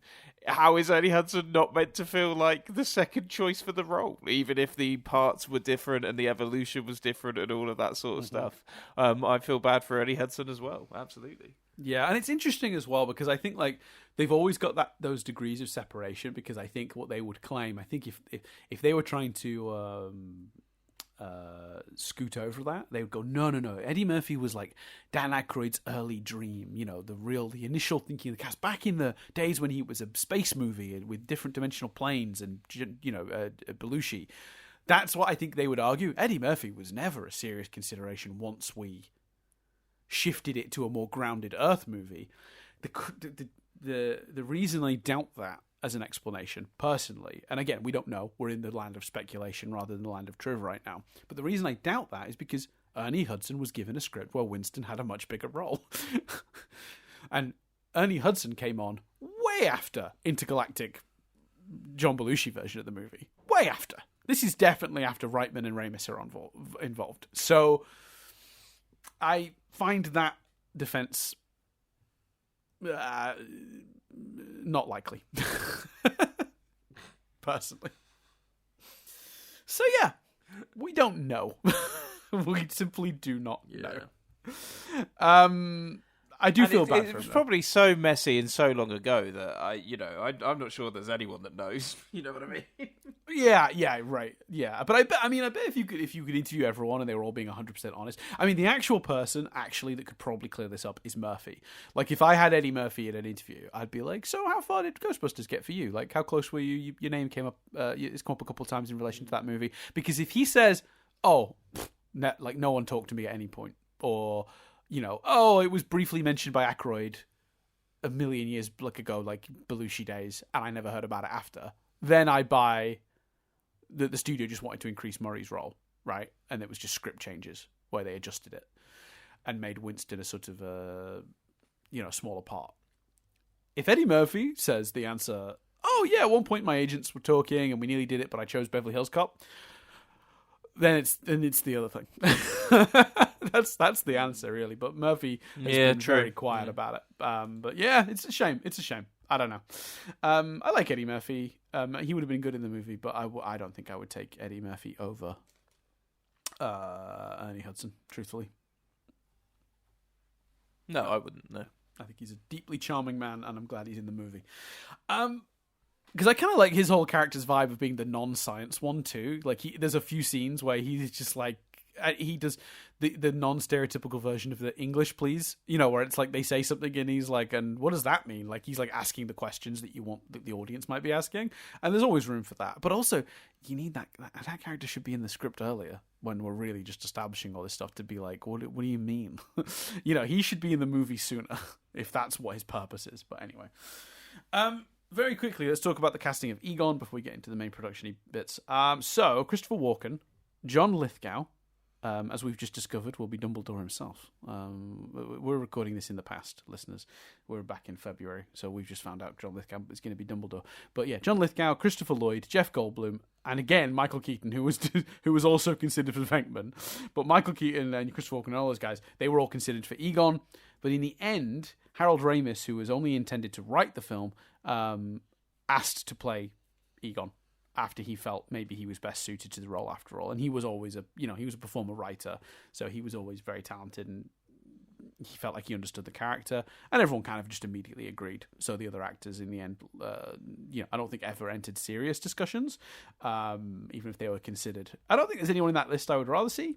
Same with the others, I guess, but I guess that makes sense. It's a very iconically cast movie.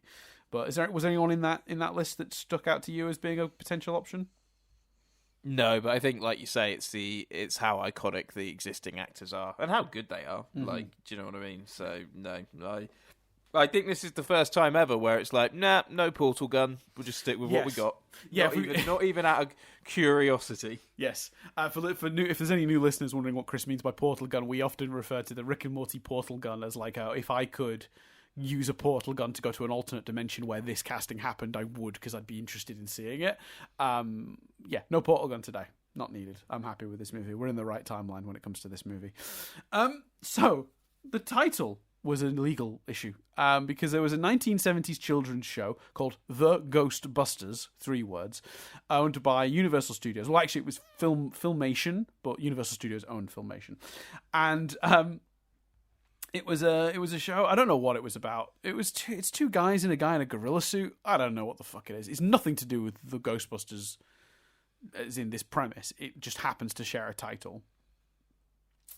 And there was a lot of like, we can't get the rights to it. It's going to cost too much. So you're going to be the Ghost Breakers.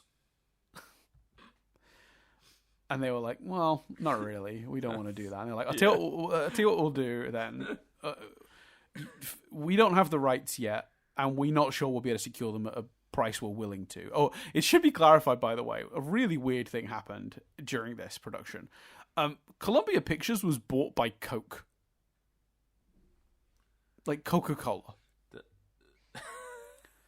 Now, the movie that is weird. It's fucking really weird. Now, the movie was protected by the original producer, the guy that greenlit the movie, Price. Price. What was his name? It's in my trip somewhere. What's his name? I should find his name. I know we'll come back to him in a minute anyway, because Frank Price, I found it. There you go. He sort of made sure the movie's production was protected, even when Coke came on board, because they didn't want to make the movie. They thought it was too expensive. So there was a lot of concern about whether Coke, the new owners, would be happy to spend any amount of money on acquiring a name when they could just choose a new name for free. But no one liked any of the names, and Ghostbreakers wasn't exactly great. But the agreement was made, because it wasn't clear yet what was going to happen, that when they were filming the movie, they would philosophers/sorcerers stone it, where they would record every scene that involved the name being said or visually represented twice. Once with Ghostbusters, once with Ghostbreakers. But as I established earlier, the agreement with this movie was that it would be in cinemas, June or July the next year. And they did not have the time for that shit. So basically, pretty quickly, they stopped doing the double takes of stuff. And in fact, even when the scene didn't have Ghostbusters, they were often just doing one take and run, because the movie was on such a tight schedule.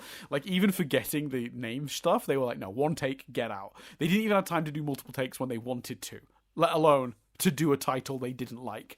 So they started filming Ghostbusters with Ghostbusters, which sort of trapped the studio into making a deal. Because they had to now. I mean, it's the best play, isn't it? Yeah. Right. Because now they have to. There's no choice in the matter. Because they've got scenes where crowds are chanting, Ghostbusters, Ghostbusters. They've got a big sign above the thing that says Ghostbusters. It's littered throughout the movie. Luckily, though, remember earlier I said this movie was blessed, like just a lot of good luck. Like, right cast, right script, like, the perfect focusing device for Dan Aykroyd's extremely interesting but ultimately too wild to be practical ideas, with Reitman and Ramis's grounding of that. That's what makes this movie work. Well, another stroke of luck happened here, because Coke pushed out the producer that greenlit this movie, Frank Price, early in the production of this film. Do you know where he ended up, Chris? Tell me, Dan. He ended up at Universal Pictures, the company that owned the rights to the title Ghostbusters, and one of the first things he did when he started working for the competition was told them to make a deal for the name. Is that not the most incredible luck? Yeah, that's mad. Absolutely insane luck, and I do love this. So he, who's the head of Universal Pictures, made them do a deal. Now, the deal was expensive. It was $500,000, which is a lot. That's wild. That's ridiculous. But it was still a deal, and it was $500,000, which they had to pay because obviously the movie was shot or being shot with Ghostbusters as the title. There wasn't a lot of room to wiggle on that. There was a secondary part of the deal that they would get 1% of the film's profits, but Columbia got the last laugh once Coke were in charge, because they did Hollywood accounting to basically claim the movie never made a profit, which it absolutely did. We'll talk about that. But they basically claimed that because of royalty and tax stuff, the film never technically turned a profit. So Universal never got their 1% of the film's profits. They did get their $500,000 though, which I think is fair game. That's a lot of money. Yeah, that's mad. But again, it feels mad because these are just the Ghostbusters, so you can't comprehend anyone else having any claim at being Ghostbusters. Yeah, because of how iconic Ghostbusters is. The funny thing was they could not secure the rights for the cartoon because, annoyingly, Filmation were doing an animated show based on the show from the 70s called The Ghostbusters. So what they had to do was call it The Real Ghostbusters. That's why the animated show isn't just called like Ghostbusters, the animated show, or whatever. It's called The Real Ghostbusters, which also feels like a dig. You know those other Ghostbusters? Nah, we are the real Ghostbusters. We're the ones you're thinking of, not the two random guys and the guy in the ape suit. So yeah, that's a mad story. I think that's one of my favourite parts of the trivia of this film, was reading into that. It's absolutely bananas. But that all worked out in the end. So the film started production in October 1983. Reitman picked up Murray that morning, not knowing if he'd even read the script. Now, I will say, Bill Murray improvised a lot on this movie. There's a chance he didn't really read the script, in my opinion. But you know what? Fine. It worked out. It was great. He understood enough to do improv in context, with the, getting the scenes to where they needed to go. So, whatever. Production began, again. Oh yeah. So they wrapped up. They filmed for 6 weeks in New York, wrapped up in December for Christmas. Then production began again in between Christmas and New Year, and they finished all of the sort of soundstage studio based scenes by about late January. So the movie was shot by late January, and then post production was just obviously mad rush to get all the visual effects done in time for the July release. During production, none of the scenes were filmed exactly as scripted. Most had at least one ad-lib. A high percentage of Bill Murray's lines are ad-libs. As we talked about earlier, they discussed that like every scene, every take, he'd give you a different line, and you just pick the best one. So lines like, "We seen, we came, we kicked its ass," is a complete Bill Murray ad-lib. I don't know what was on paper, but whatever. It's a fun line. Famously, the exterior scenes of the headquarters were all filmed at Hook and Ladder No. 8 Firehouse in Tribeca section of New York. Inside the firehouse these days, there's a big Ghostbusters sign and a photo taken with the cast and crew. It's a bit of a landmark now. I think it's a protected building anyway, but obviously it's iconic for another reason. I believe they went back to shoot there for Frozen Empire. So it's still, they certainly seem to have. Yeah. Dana's apartment building is a real building in Central Park West, New York City, in real life, but the building is only 20 stories high. So for the film, they use matte paintings and models to make the building look a lot taller. And according to the DVD commentary, the top of the building is modeled after the top of the Continental Life building in St. Louis, Missouri. That's fun. The movie was shot in a sort of guerrilla style in places, where they ran around and filmed in places without permits or permissions, capturing sort of spontaneous scenes at iconic locations around the city. Many of these are for the montage, but including, there's one shot at the Rockefeller Center where they were legitimately chased off by a security guard, which makes me laugh. That's the Sigourney Weaver practical effect thing. That got copied in somehow to my trivia. I'm not reading that. I don't want to know how they made her float. Google it if you want to know.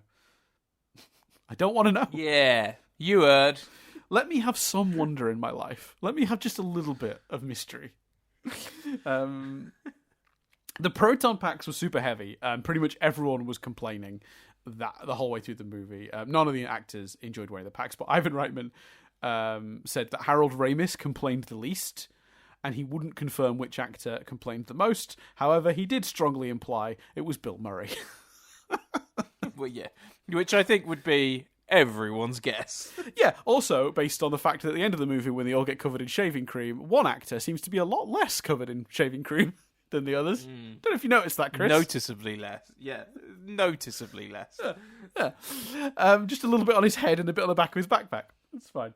To be fair, I do like that it varies. I do like that it's different for them all. Like, they were all in different positions. They all got a different amount of being hit by it.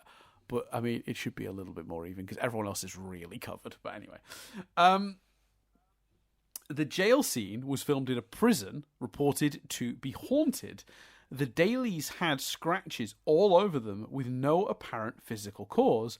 Ivan Reitman didn't want to return there because the place wigged him out, and him and the crew were all very relieved to find that there was enough footage to complete the scene without returning. So the scratches weren't on every single take, so that meant they could assemble the scene scratch-free and not have to go back and reshoot it.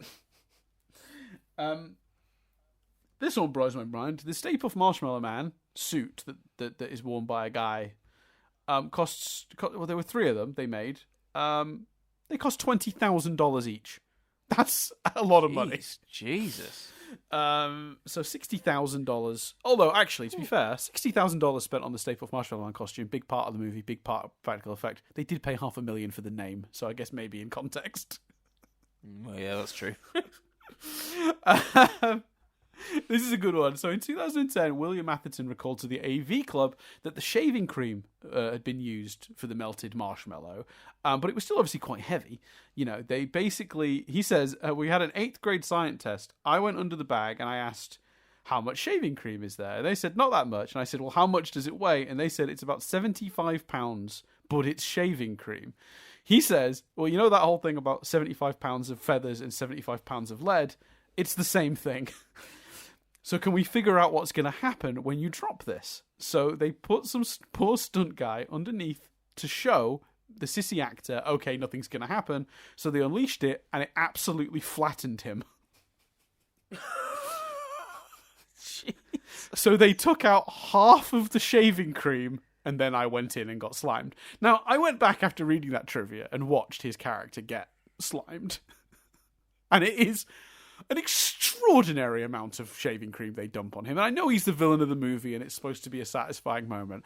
The idea it was supposed to be double that? Double that is just ridiculous.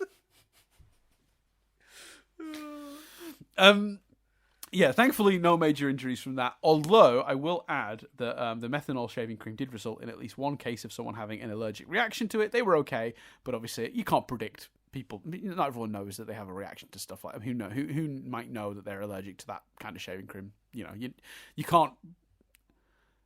There's nothing that the crew or production could have done to prevent that from happening, other than making sure that someone then got medically seen if they did have a reaction, if that makes sense. But yeah, someone apparently did have an allergic reaction. They were fine, though. It's my understanding.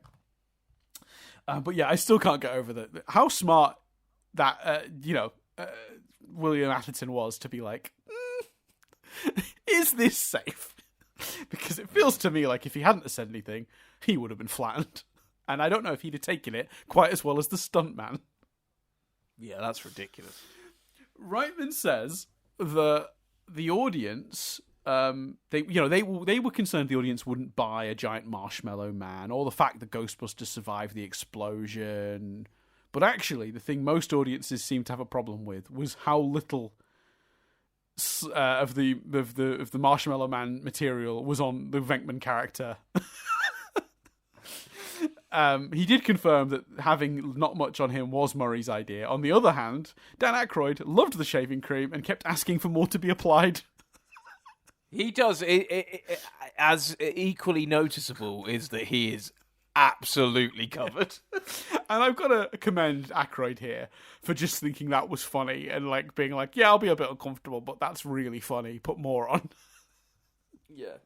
Yeah, I completely agree, and think it is funny and noticeable. As much, like I say, as much as you notice Bill Murray, you also notice that Aykroyd is just covered.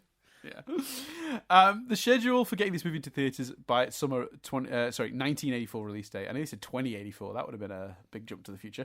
The schedule was so tight that the final print included incomplete special effects and errors like visible wires, but remarkably, people didn't care. So this movie went into theatres with some incomplete special effects that they then had to fix for later releases. That's pretty mad. So, another one, earlier I said one of my favourite facts about this movie is the stuff about ghost breakers and that whole madness. Well, here's my other favourite fact from this movie.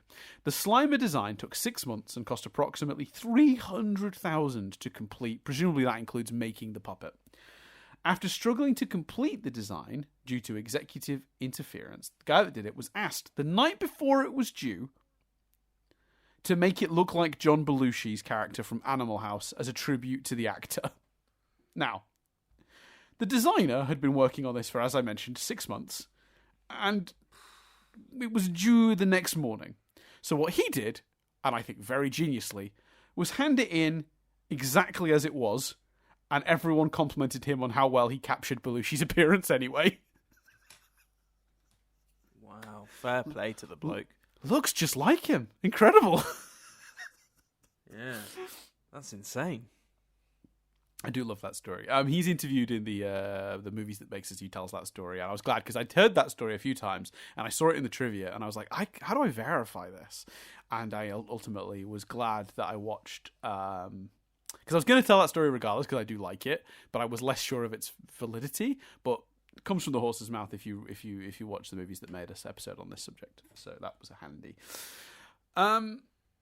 Oh yeah, we talked about this, but the original script had a budding romance between Janine and Egon. Most of it was edited out of the movie, but was shot, and the special edition DVD features a scene of Janine giving Egon a coin for luck before he goes off with the other Ghostbusters to fight Gozer. The scene ended up being used in Ghostbusters Afterlife as a flashback. Janine holds the coin in remembrance prior to a visit to Winston. Yeah, I remember that. It was good. Good idea. Clever idea to use a deleted scene to give context and use it as a flashback. Another little bit of a lawsuit that happened here, but this one turned into a bit of a nothing burger. But Harvey Comics, creators of Casper, sued the producers, claiming the ghost in the logo was too close to the Casper character Fatso. The court, however, ruled against them, stating that there were only so many ways to draw a ghost. Fair. That's correct. Fair. It's true. It's a white thing with a face. What are you going to do? Called Ghostbusters, obviously. When the Ghostbusters agree to cross the streams to defeat Gozer, Winston claims this job is definitely not worth $11,500 a year. At the time of the movie, a salary of $11,500 per year implied a weekly salary of $221, or a monthly salary of $958. But adjusted for inflation, the yearly salary of a Ghostbuster in 2021, when this calculation was done, would be $28,000 a year, with a monthly salary of $2,000 and a weekly salary of $499. That is not a lot of money for someone risking their life. Not for risking your life and getting covered in marshmallow. No. Nope. So yeah, Ecto 1 was originally going to be painted black until it was pointed out that most of the driving scenes would be at night and the car would be difficult to see. Good call. just in general, good call. The Gozer name was also not only has it got the origins that the movie implies it has, but the Gozer name also was relating to the Enfield haunting, which is a sort of documented poltergeist case from the UK that was in the end revealed to be a hoax, but captured the UK's imagination for a good while. It's a famous situation in the UK where these kids pretended there was a ghost haunting the house. The media picked up on it, blah, blah, blah. The name Gozer turned up in the mythos of that before it was revealed to be a hoax. So the Gozer name also kind of comes back to that haunting as well. So we mentioned already that Huey Lewis in the News turned down the offer to write and record a theme for Ghostbusters because they were working on Back to the Future. But the irony of that is that ultimately they ended up suing Ray Parker Jr. for plagiarism for the Ghostbusters theme, citing similarities between the Ghostbusters theme and their hit, I Want a New Drug. Now, that was a successful lawsuit. They won that lawsuit. But while intellectual property is a cause near and dear to many musicians' hearts, most musicians actually feel that the dissimilarities between the two songs, different chord sequences, different refrains, different bridge, were so great that the feeling amongst musicians was that this judgment was completely unjust and that the songs do not sound similar enough. And it was a very awkward thing apparently for a lot of people because they want to defend musicians' right to sue when plagiarism happens, but this was not a case of that. Yet Huey Lewis and the News won the court case. I don't know if it actually went to court, but they won the case and successfully sued Ray Parker Jr. So a bunch of the money from that song goes to Huey Lewis and the News, which is crazy. Jeez, that's mad. Yeah, and sounds like, reading between the lines, it's maybe done a bit of reputational damage to Huey Lewis and the News. Yeah, and I also think I think it's a shame that if the songs really aren't that similar, it's a shame that they won. To be honest with you, but yeah, there you go. We are barreling towards the end. We've only got a couple more. Chris, you'll be glad to hear, I'm sure. This has gone on for only like 20 minutes of Triv. Actually, that's not too bad. I was worried this was going to take hours. After the film's release, William Atherton became reviled. When he ran into Ivan Reitman, he was furious and upset how people were treating him. He told him that he couldn't even go into a bar without people wanting to pick a fight with him. In one incident, Atherton was walking down down 7th Avenue in New York City, and a full school bus of children all started shouting out the window at the top of their lungs, "Hey, Dickless." The thing is, in the moment, that's horrendous, but I presume he wouldn't take it back. I presume he wouldn't turn the roll down on reflection because of it. Yeah, I'm sure at the time that was very frustrating, but over the years I'm sure he's come to appreciate that really it's a sign of how good of a job he did, to be honest. So let's talk about box office, Chris. Well, it didn't make a profit. We've established that. No, didn't make a profit at all. Well, let's see how you feel about these figures. And these aren't complete. We'll talk about that in a second. But on a budget of $30 million, and although it's worth saying, actually, less records of this sort of stuff, even though the goal was to hit $30 million, with having to spend $500,000 on the rights and, you know, $60,000 on Slimer and, like, all the money they spent on the Stay Puft Marshmallow guy, like, I don't know. Oh no, $300,000 on Slimer, and it was $60,000 on the Stay Puft Marshmallow costume. I don't know, man. I don't know how much this movie cost, but the report is $30 million. That's what we know. That's all we can go off. But it turned a $300 million box office return. Jeez, wow. But figures in the 80s were often incomplete because they didn't include international figures, and while about 50 million of that is attributed to international figures, it doesn't include every country this movie released in. And I actually suspect the real figure is higher. I suspect it could even be upwards of 400 million, which for $30 million is a good return on your investment. And that doesn't even cover... Absolutely, it is. And that doesn't even cover the enormous success in merchandising, a spin-off TV show, home media, because this was a huge hit when it hit VHS. So, you know, at the time of release, it was the highest grossing comedy of all time. It was replaced 6 years later by Home Alone. And adjusting for inflation, it is the 32nd highest grossing movie of all time. Wow. I wouldn't have guessed that. That's mad. Mm-hmm. Massive, massive hit, but didn't turn a profit. Yeah, no profit though. They don't get their money, but still. Universal must be pissed. Well, they've probably forgotten about it now. You know, we're 100 different executives along the line, but like at the time, Universal must have been so mad watching this movie rake in all this money, and then Columbia fudging the books to be like, "Oh no, I'm sorry, it didn't make any money." That must have been very annoying. That's ridiculous behaviour. So yeah, huge hit, massive hit. And again, none of that includes the merchandise. Now, admittedly, merchandise, spin-off TV shows, Universal wouldn't have been entitled to any money from those. They were only entitled to 1% of the movie's profits.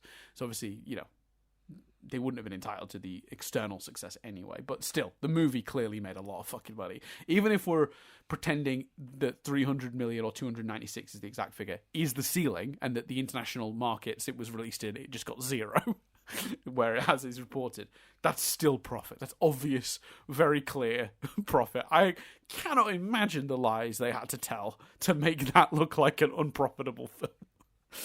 It's funny that in the end the budget ballooned. It ended up costing us 296 million exactly. Like, what? It's weird. You wouldn't have thought it, would you? But, no. So yeah, I mean that's a huge amount of money. I mean in today's money it's like 1.1 billion, I think, ish. Yeah, big hit, to say the least. So it's time now, Chris, for your favourite segment. Cars exist. So, briefly, let's just cover. Ecto 1 was a 1959 Cadillac chassis Miller Meteor ambulance hearse with it was the rear loading variety. The rear loading variety. They bought two of these vehicles to make the movie. One pre-transformation and one post-transformation. They didn't just film all of the scenes before it was transformed first and then film all the scenes where they were done. They pre-prepared both cars before the shoot, had them ready. One with that sort of weird grey paint job, and then one with the shiny white paint job and the logo and all the bits attached. So yeah, that's Cars Exist. I think overall thoughts, look, it's a classic. People should watch it. I mean, we already said we recommend it. You should see it. It's a great movie. It's not a perfect movie. It doesn't go into the annals of like the best things we've covered on this podcast. It is definitely more flawed than something like, I don't know, like a Groundhog Day. Or maybe like a Gremlins, which I think is probably a better comparison. Like, what are the movies have we covered on this podcast that you'd say were, like, from this era maybe, that are better than this film? Die Hard. Although Die Hard's a bit later, I suppose. I'd say mid to late 80s. Yeah, Die Hard. Yeah, no, perfect choice. Yeah, excellent. Yeah, no, it doesn't hold up to some of those movies, I don't think. But it's a damn good time. So yeah. Close the book on Ghostbusters for now. At some point, maybe we'll do another sequel season, or maybe we'll just pick it for funsies one day. Ghostbusters 2 is sitting there to be done, and then I guess at some point we'll do the usual thing we do, which is where at a certain point we'll do some more modern sequels to this. We'll talk about some of those legacy sequels, and we'll cover Afterlife or Frozen Empire. Who knows? Maybe we'll even cover the 2016 version, because I wouldn't mind seeing that again. I like that movie. Anyway. I think we should definitely cover the 2016 version at some point. For sure. Mm-hmm. Yeah. So, with all that in mind, Chris, where are we going next? Well, Dan, we're bringing it back, Dan. Are we? Are you excited? We're bringing back The Wheel. So, you don't sound excited, Dan. Well, I do, when you say we're bringing back The Wheel, do you mean Mr. Miami, Mr. Getting Jiggy with it himself? Is that what we're doing?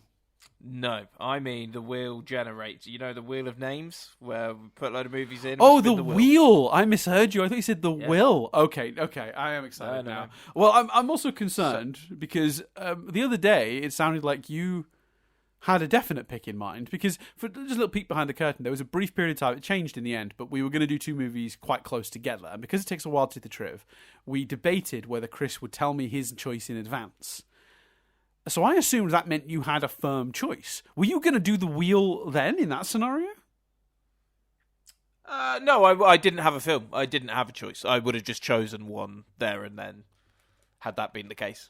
Oh, okay. So you've picked you're doing you brought the wheel back. So for those who don't know, there's a website where you can put in a bunch of criteria, a bunch of options, and it creates like a wheel, and then you hit a button and it spin that wheel is what I usually say, and then it lands on something, and that's what we're reviewing. We used it most prominently, I think, in our sequel season a couple of seasons ago to help decide between a bunch of sequels we didn't really want to cover. Sort of forced us to cover some sequels we weren't looking forward to. We ended up doing Dr. Dolittle 2, which I was not excited to review. No, I thought about using the wheel for that. I thought about re-putting in all the sequels. And right, peek behind the curtain. In order to do that, right, because I thought about that, I looked at the list of movies we covered in that season, right? I think it was on like the Acast page or the Apple Podcast page. I swear we covered Too Fast, Too Furious. Am I going nuts? You are going nuts. We haven't done that one yet. That's mad. I think it's because I've seen those films quite a lot. Yeah. So I think you were doing a rewatch of those movies at the time too. So I think maybe that's why you've associated the two. It must be that. Because I had the same experience where Nadia and I watched Big while we were doing a season of Rewind Reviews, and I was absolutely convinced that we'd covered Big on Rewind Reviews, and then it turned out we hadn't. Do you remember that? Yeah, I remember that discussion. You were like, yeah, we've done that. And I was like, we definitely haven't. Yeah, because it's the same thing that just happened with you and Fast and Furious. I watched it while we were doing a season of this, had a bunch of thoughts on it, never ended up actually discussing it on here, obviously, because we didn't end up doing it. But yeah, it's just one of those funny things. Anyway, go on, sorry, Chris. What's on the wheel? Are you going to tell me what's on the wheel, or are you just going to spin it and tell me the result? No, I am, because basically what I've done, Dan, is I have put 7 absolute Rewind Review classic potential picks. Okay. Some, films that have a great reputation. Yeah, and then just some shit. You what? Sorry. Have you snuck in some shit? Then, no, I wouldn't say definite shit. Just out. Well, there's one film we definitely won't want to do, and one film that also is not within the usual year range. But that's what we're gonna end up doing. What's the definite we don't want to cover one? Because that's what it's gonna land on. I'm confident. Because remember when we did Dr. Dolittle, we span it again and it still came up Dr. Dolittle. Then we span it again and it still came up Dr. Dolittle. What's the movie we don't want to do? Well, you'll be able to identify that. So we got 7 Rewind Review classics and 7 outliers, I would say. Okay. So we got Forrest Gump, Mrs. Doubtfire, Uncle Buck, The Mask, E.T., Planes, Trains and Automobiles, and Ace Ventura. So those are your Rewind Review classics. Yep. And then you've got The Outliers, some of which might be quite good and we might have fond memories of, some of which I haven't seen, and I think there'll be some of you haven't seen. They are Jungle to Jungle, The Terminal, Johnny English, Elizabethtown, Blast from the Past, Grown Ups, and Live Free or Die Hard. What the fuck is Elizabethtown? Elizabethtown is like, I think it's Kirsten Dunst and Orlando Bloom. I've never seen this movie. I just remember watching it once at uni. I've never heard of this movie, but that's fine. Obviously, the one we don't want to do is Grown Ups. I don't want to do Grown Ups. No, I don't. I mean, if it lands on Elizabeth, look. No, it's fine. Look, that's what's going to come up. It'll be Grown Ups. I'm putting, it will select the one we don't want, but give it a spin and let's find out that we're watching Grown Ups. I think even in The Outliers, there's some films we would want to do. There's some films I would potentially pick in The Outliers. Yes, yeah, as would I. There's definitely a few in there, but let's see. Let's do it. We're spinning it. We're spinning the wheel, my friend. Spin that wheel. All right, where's it? It's going. It's going around. It isn't Grown Ups. Uh-oh. That tone, though. It is a film. It is a film from... No. I think this is fine. It is a film from the Outliers category. Yeah, of course it is. It is Johnny English. Oh, dear. Yeah, all right. That was pretty low on my list of films I want to cover, but that's okay. Unless, mate, I'm happy to... Hold on. No, we can't. No, we can't. We can't defy the wheel. The wheel is chosen. It's Johnny English. I won't accept another answer. That's what it has to be. No, you're going to be really disappointed when you hear, because I've just spun it again, when you hear the second answer, you're going to wish that you could accept a second answer. Go on. I was going to make it best out of 3 and have you choose, so that's the second choice. Let's see what the third choice would have been. We're going to do Johnny English, because that's what it has to be. Yeah. The second choice was Mrs. Doubtfire, and the third choice was Live Free or Die Hard. I think you'd have chosen both of them above Johnny English. 100%. Yeah, I'm not looking forward to Johnny English at all. But there you go. That's what we've been lumped with. Cool. I fucking hate the wheel. my initial enthusiasm for the wheel just dies every time we do this. I think because it always chooses the absolute worst option, and I'm very, very much if we're gonna do it where it's random, we have to take the answer. It's not random if we then go, oh no, let's do it again. You know what I mean?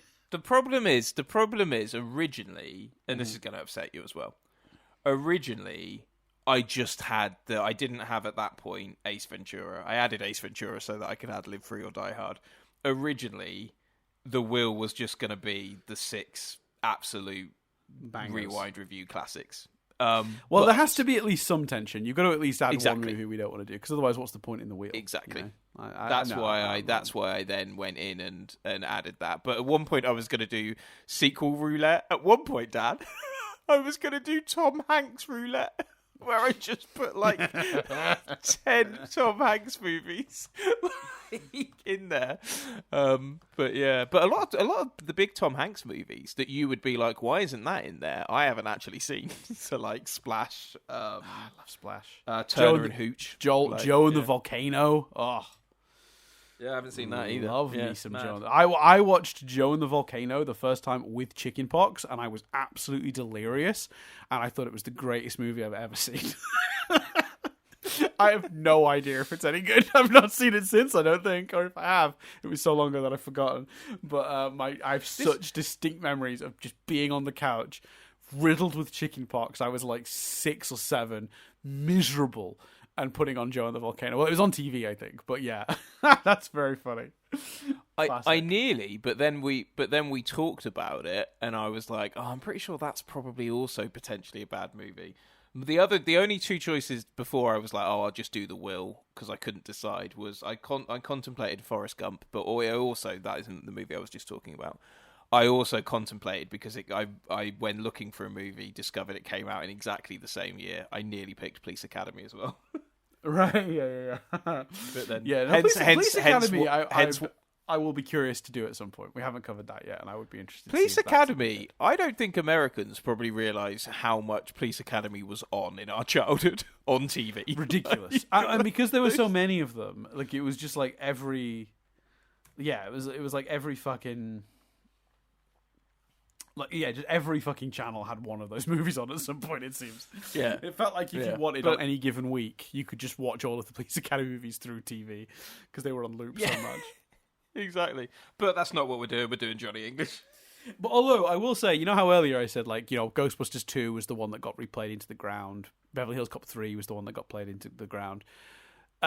Police Academy, I think 4, Mission to Moscow, was the one that I remember seeing.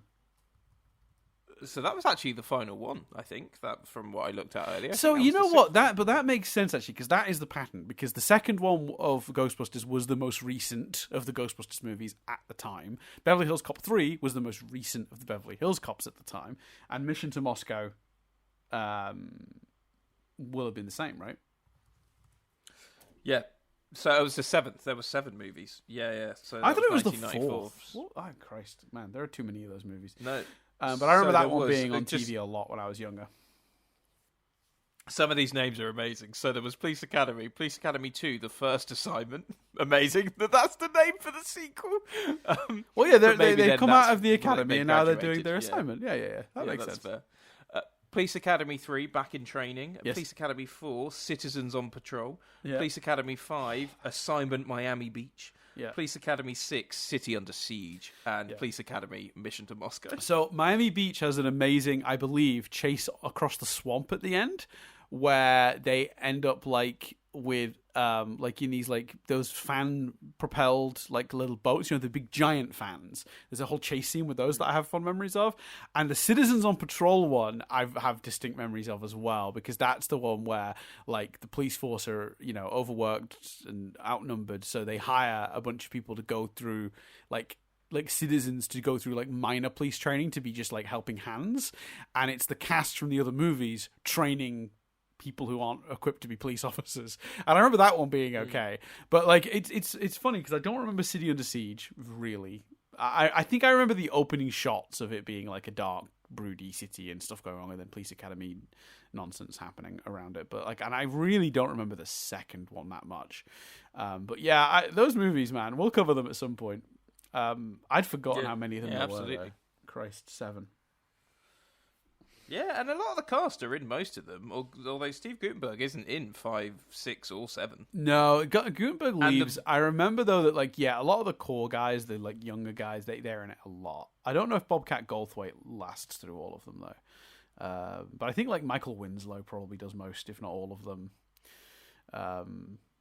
Yeah, but that's not what we're covering next week, Chris. Next week we're covering Johnny English. The only bit of like about this movie and covering it is that I won't have to do a huge amount for the trivia, because there's no way anyone is doing interviews about Johnny English and telling the story of production on Johnny English, because that's one of the things that sometimes happens. We pick an iconic movie, and it's a movie where people have been talking about it for 20, 30, 40 years, and therefore there's this huge swath of information about its production, different stories and stuff.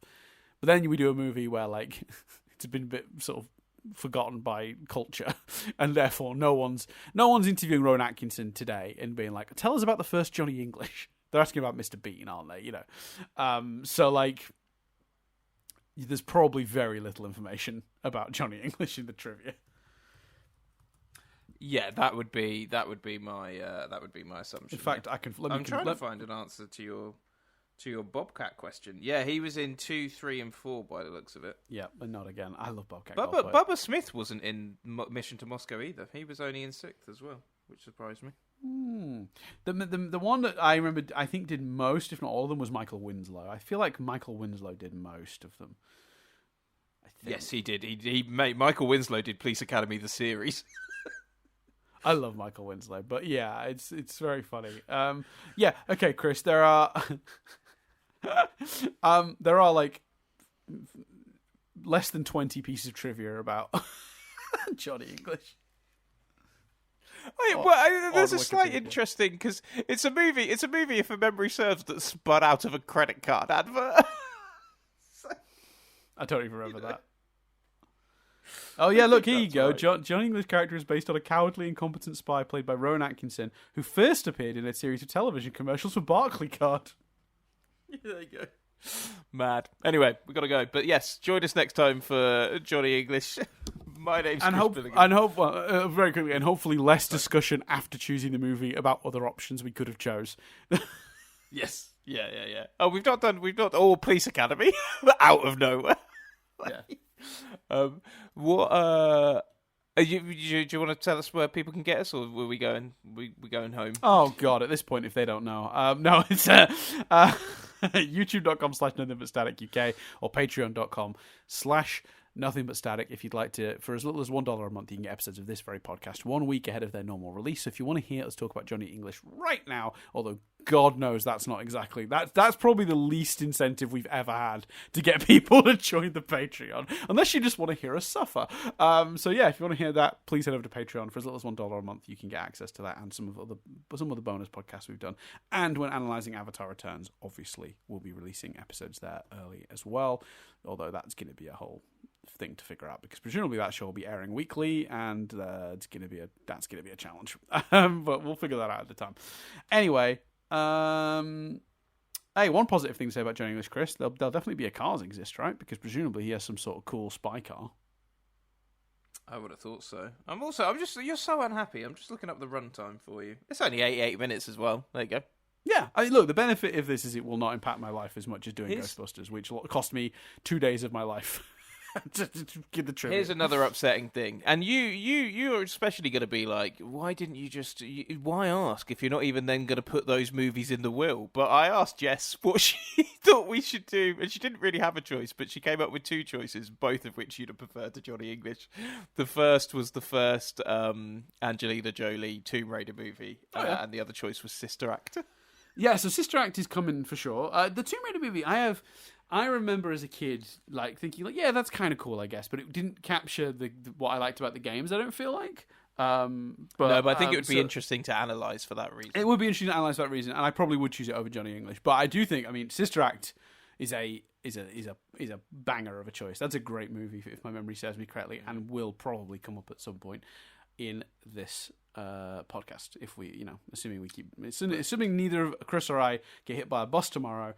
Sister Act is on the list for sure of a movie not before Johnny English, definitely not before Johnny English, which is officially our next film. So yeah, thanks everyone for listening. I'm going to hand over to Chris because he ends this. My name's Chris Billingham. My name's Dan Dillon, and this review has been rewound.